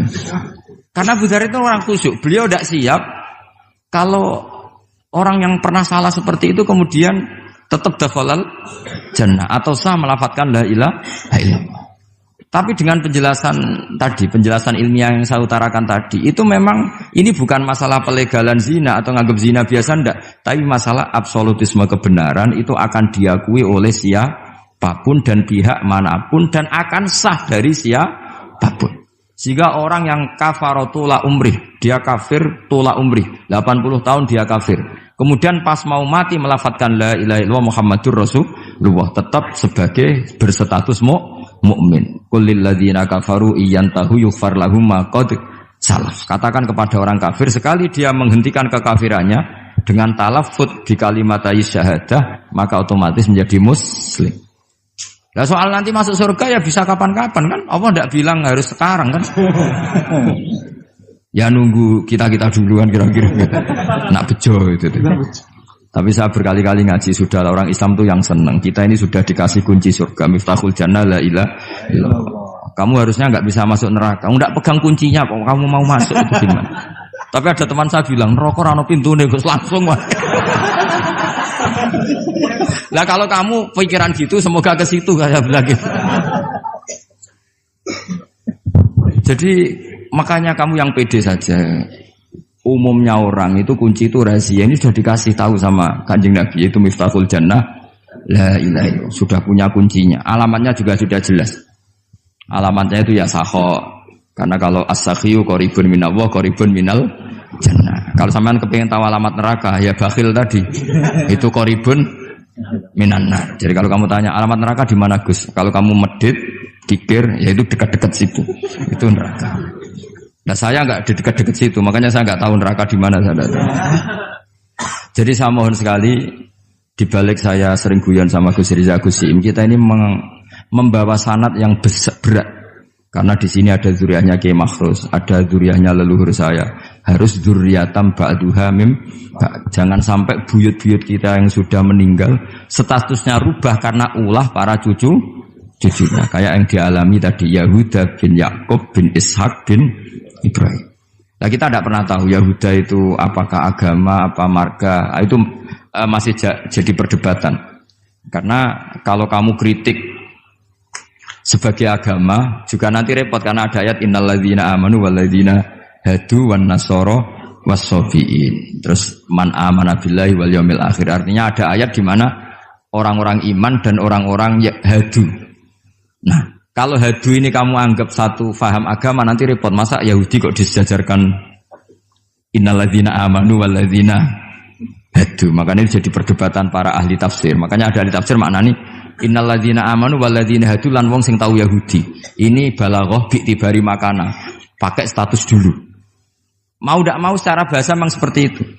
Misalnya ada preman tobat di tangan Gus Riza, mesti bilang, Gus iki preman sing wis tobat. Jare wis tobat kok diarani preman. Itu namanya bi'tibari makana. Jadi dengan status yang dulu. Iki wong kafir tapi saiki wis Islam. Lho wis Islam kok diarani wong kafir. Ada yang maknani sehingga enggak perlu kamu jadi orang liberal yang menyamakan semua agama terus dalil innalladzina amanu walladzina hadu wan nasara wasabin man amana. Semua agama itu sama. Buktinya ayat itu sama, pakai wawu ataf. Iku ora tau ngaji tafsir mbek Gus Riza kira-kira gitu. Kalau sudah ngaji tafsir insyaallah enggak akan seperti itu. Jadi ayat itu ada ilmunya. Dan alhamdulillah di pondok sini, di pondok Lirboyo juga diajarkan ilmu balaghah. Jadi kadang penamaan itu bukan sekarang tapi bi'tibari makana. Ngitung dulu. Paham ya? Kayak kita mengatakan ini kafir tapi sudah Islam. Itu paradok enggak? Wong sudah Islam kok dikatakan kafir. Iki dhisik santi goblok, saiki wis pinter. Goblok kok pinter. Ya, ngoten mawon Gus, mau karo bingung. Assalamualaikum warahmatullahi wabarakatuh. Waalaikumsalam warahmatullahi wabarakatuh.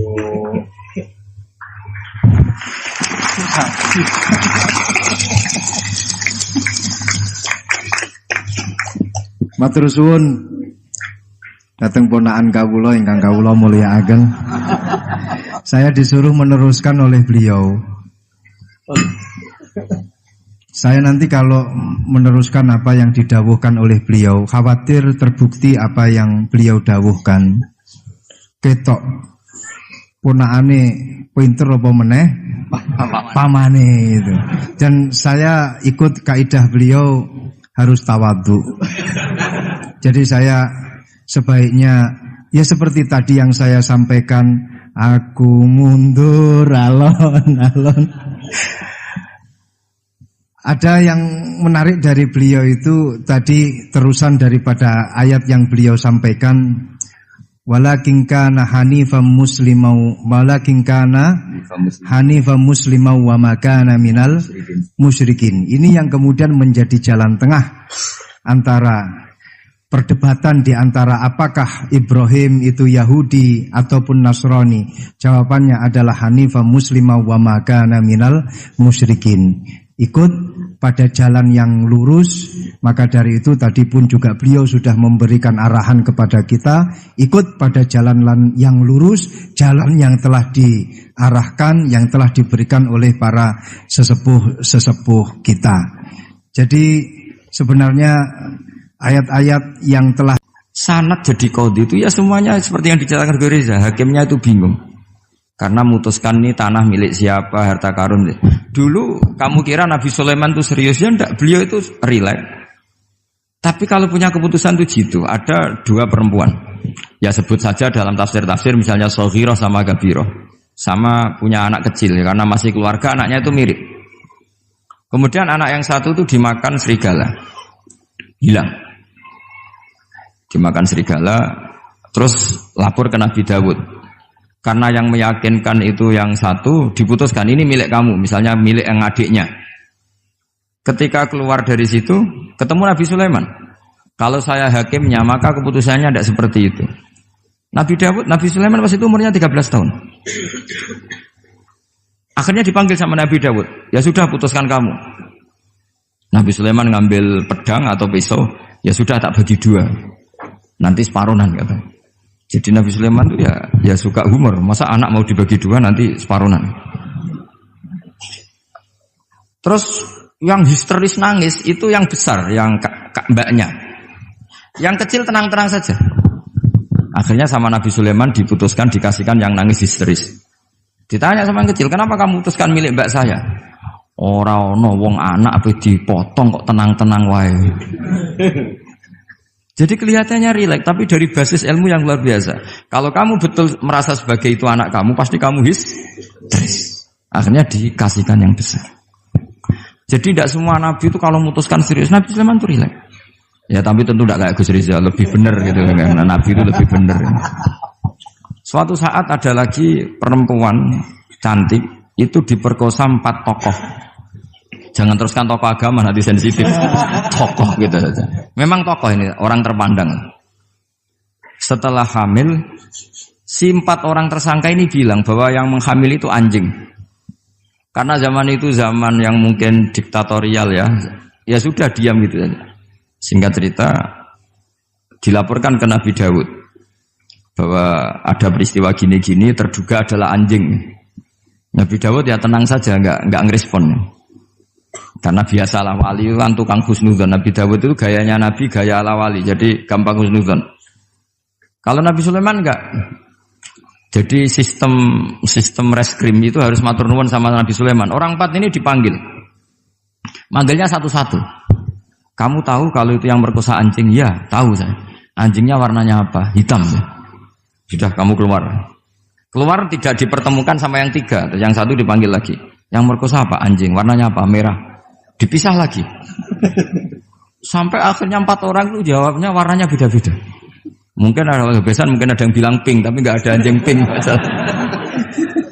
Akhirnya setelah semua dipertemukan bareng-bareng. Kamu tadi bilang apa? Hitam. Kamu tadi bilang apa? Merah. Kamu tadi bilang apa? Berarti padahal kamu semua bersaksi bersama bahwa orang itu Pratita tadi diperkosaan anjing. Tapi ternyata warnanya anjing beda. Terus akhirnya Nabi Sulaiman bilang, anjingnya ya kamu itu. Akhirnya mereka ngaku sebagai apa? Pemerkosa. Makanya dalam masalah Nabi Dawud dan Nabi Sulaiman itu Allah luar biasa mensifatinya. Nabi Dawud punya keramat, punya mukjizat. Kalau beliau baca tasbih, itu gunung dan burung-burung ikut baca apa? Tasbih. Semuanya ikut baca tasbih. Yusabbihna bil asyi wal isyraq wa tayra mahsyurah kulullahu awwab. Tapi orang tuh kalau suka wiridan biasanya intelijensinya itu agak gimana gitu. Enggak usah diterangkan nanti sensitif. Akhirnya Allah ngakui, fafahamnaha Sulaiman wa kullan ataina hukmau wa ilmu. Jadi kalau masalah ilmu detail itu fafahamnaha Sulaiman. Kecerdasan untuk bikin keputusan itu masih cerdas Nabi Sulaiman. Tapi kalau wiridannya itu bagus Nabi Daud. Jadi makanya orang ini nggak sempurna ya. Ada yang suka wiridan, ada. Makanya saat tadi itu kaget Gus Im bilang ketua pondoknya di Istighori Gus Riza itu saya tenane gitu. Maksudnya itu saking adabnya muji masnya apa gimana saya itu sampai sekarang nggak paham itu. Tapi yang jelas yang diangkat tadi jangan GR kalau itu hasil istikharah. Karena saya tidak bisa yakin itu. Ya tidak bisa memaksa husnudzon. Nanti kalau di ruang dalam mau tanya istikharah betul apa enggak. Tapi yang jelas tadi. Nah, kita ini alhamdulillah guru-guru kita itu wiridannya ya jalan dan alhamdulillah santri-santri itu kalau kiainya wiridan ya bubar separuh itu bagus. Saya bukan mengajarkan tapi itu bagus. Kata di jagungan sama Gus Iim, pantangannya ahlul ilmi adalah tidak boleh melakukan ijabu malam yajib, mewajibkan sesuatu yang tidak wajib. Saya itu mondok sarang tuh lama sekali. Itu Mbah Mun yang imami, itu yang bubar ya separuh lebih. Mbah Mun ya senyum-senyum saja. Ketika ada kiai tanya, "Mbah, kok mboten jenengan mboten wajib no wiridan?" Ora oleh ijabu malam yajib, mewajibkan sesuatu yang tidak wajib. Nah, santri-santri tahu kalau itu tidak wajib. Wah, hilang. Oh iya, pimpinannya. Jadi konstitusinya ahlul ilm itu beda. Tahrimu malam yakhrum itu ya kriminal, ijabu malam yajib juga kriminal. Bahkan di Habib Abdullah bin Husain bin Thohir itu dikategorikan dosa besar. Makanya pondok-pondok ilm itu nggak berani wajibkan santrinya wiridan karena takut ijabu malam yajib. Akhirnya keterusan bersolat langsung ngopi, bualenin. Kadang rokok orang dipateni, bersolat salam langsung. Eling rokok ya. Jadi kita ini sengawur-ngawur kita karena sebagai ahlul ilm itu masih benar. Ngawur saja benar, apalagi pas benar. Karena memang sanad ya, saya ulang lagi.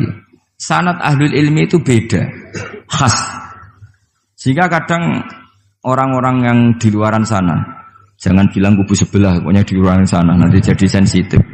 Saya tuh pernah ditanya satu pertanyaan sangat ekstrim. Ini karena ada paman saya nanti tak mintakan jawab. Itu sangat sensitif. Yaitu orang-orang kota pernah tanya saya, Pak Bahak, kenapa ada hadis mangqala la ilaha illallah dakhalal jannah wa in zana wa in sarqa. Itu kan ekstrim.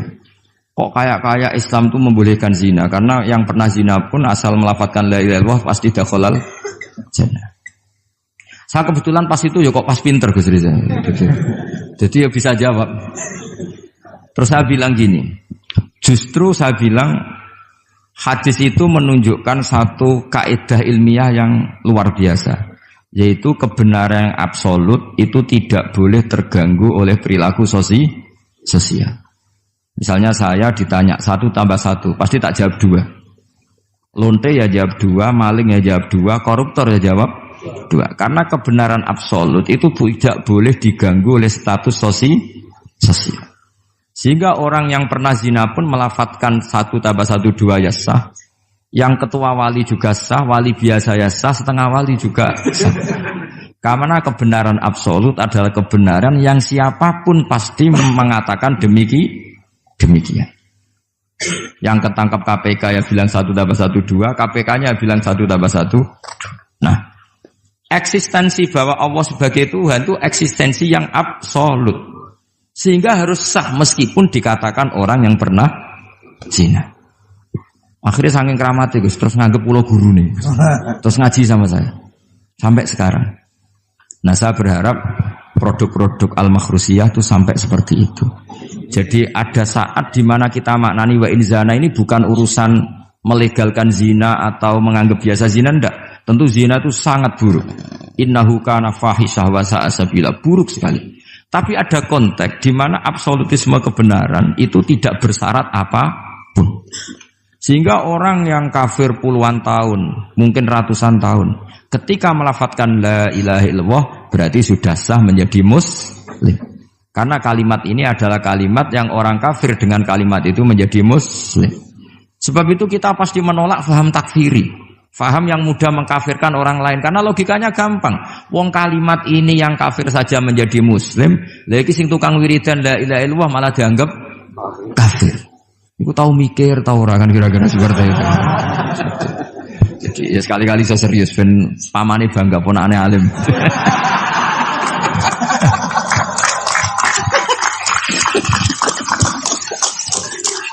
Jadi saya terpaksa ngetokno alim saya ben paman bangga gitu. Ponakanku ya alim pemenah pamane.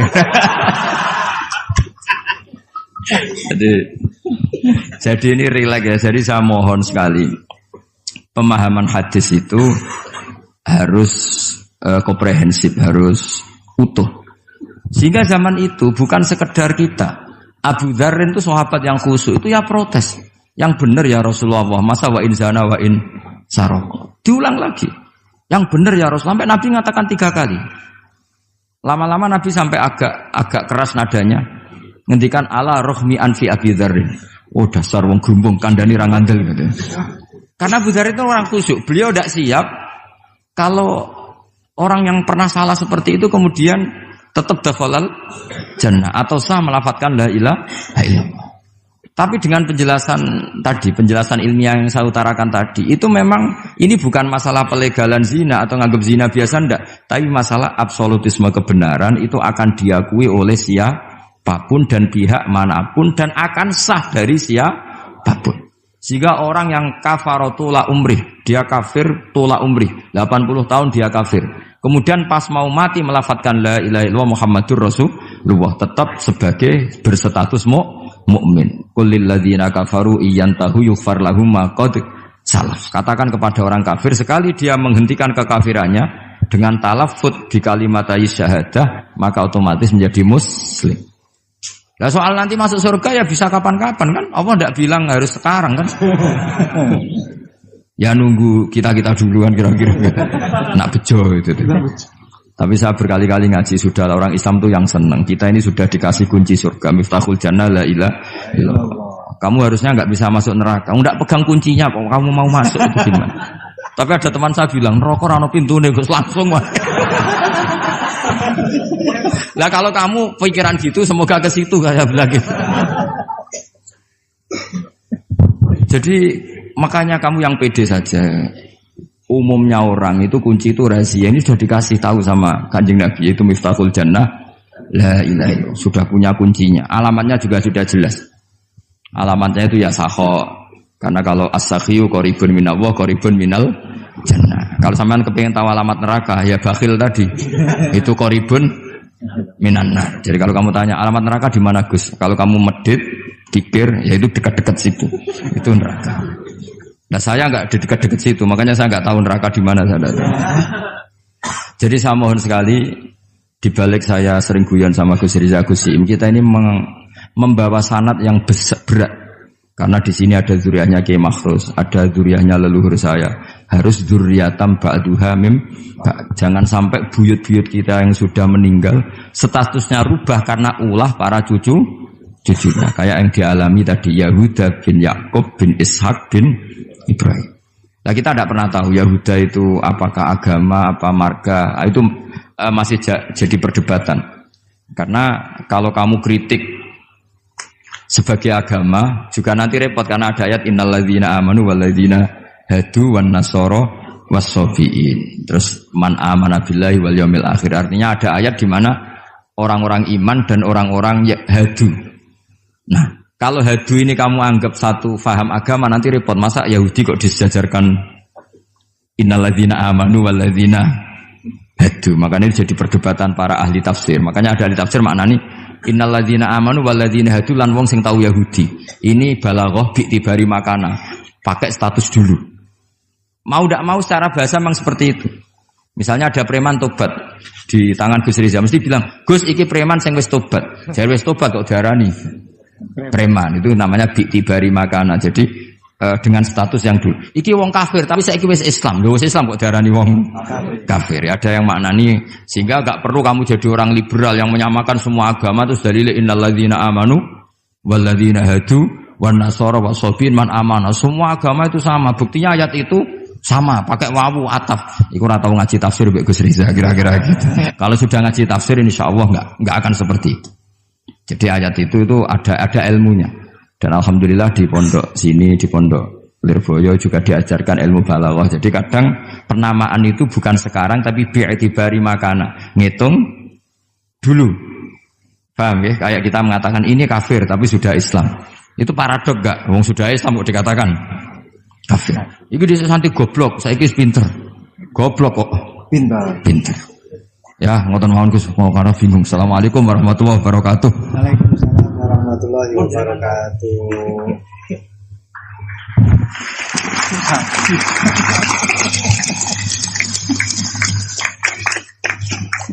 Matur suwun dateng ponakan kawula ingkang kawula mulyakaken. Saya disuruh meneruskan oleh beliau. Saya nanti kalau meneruskan apa yang didawuhkan oleh beliau, khawatir terbukti apa yang beliau dawuhkan. Ketok ponakane pinter apa meneh pamane itu. Dan saya ikut kaidah beliau harus tawadhu. Jadi saya sebaiknya ya seperti tadi yang saya sampaikan, aku mundur alon-alon. Ada yang menarik dari beliau itu tadi terusan daripada ayat yang beliau sampaikan, walakin kana hanifan muslimau wa ma kana minal musyrikin. Ini yang kemudian menjadi jalan tengah antara perdebatan di antara apakah Ibrahim itu Yahudi ataupun Nasrani.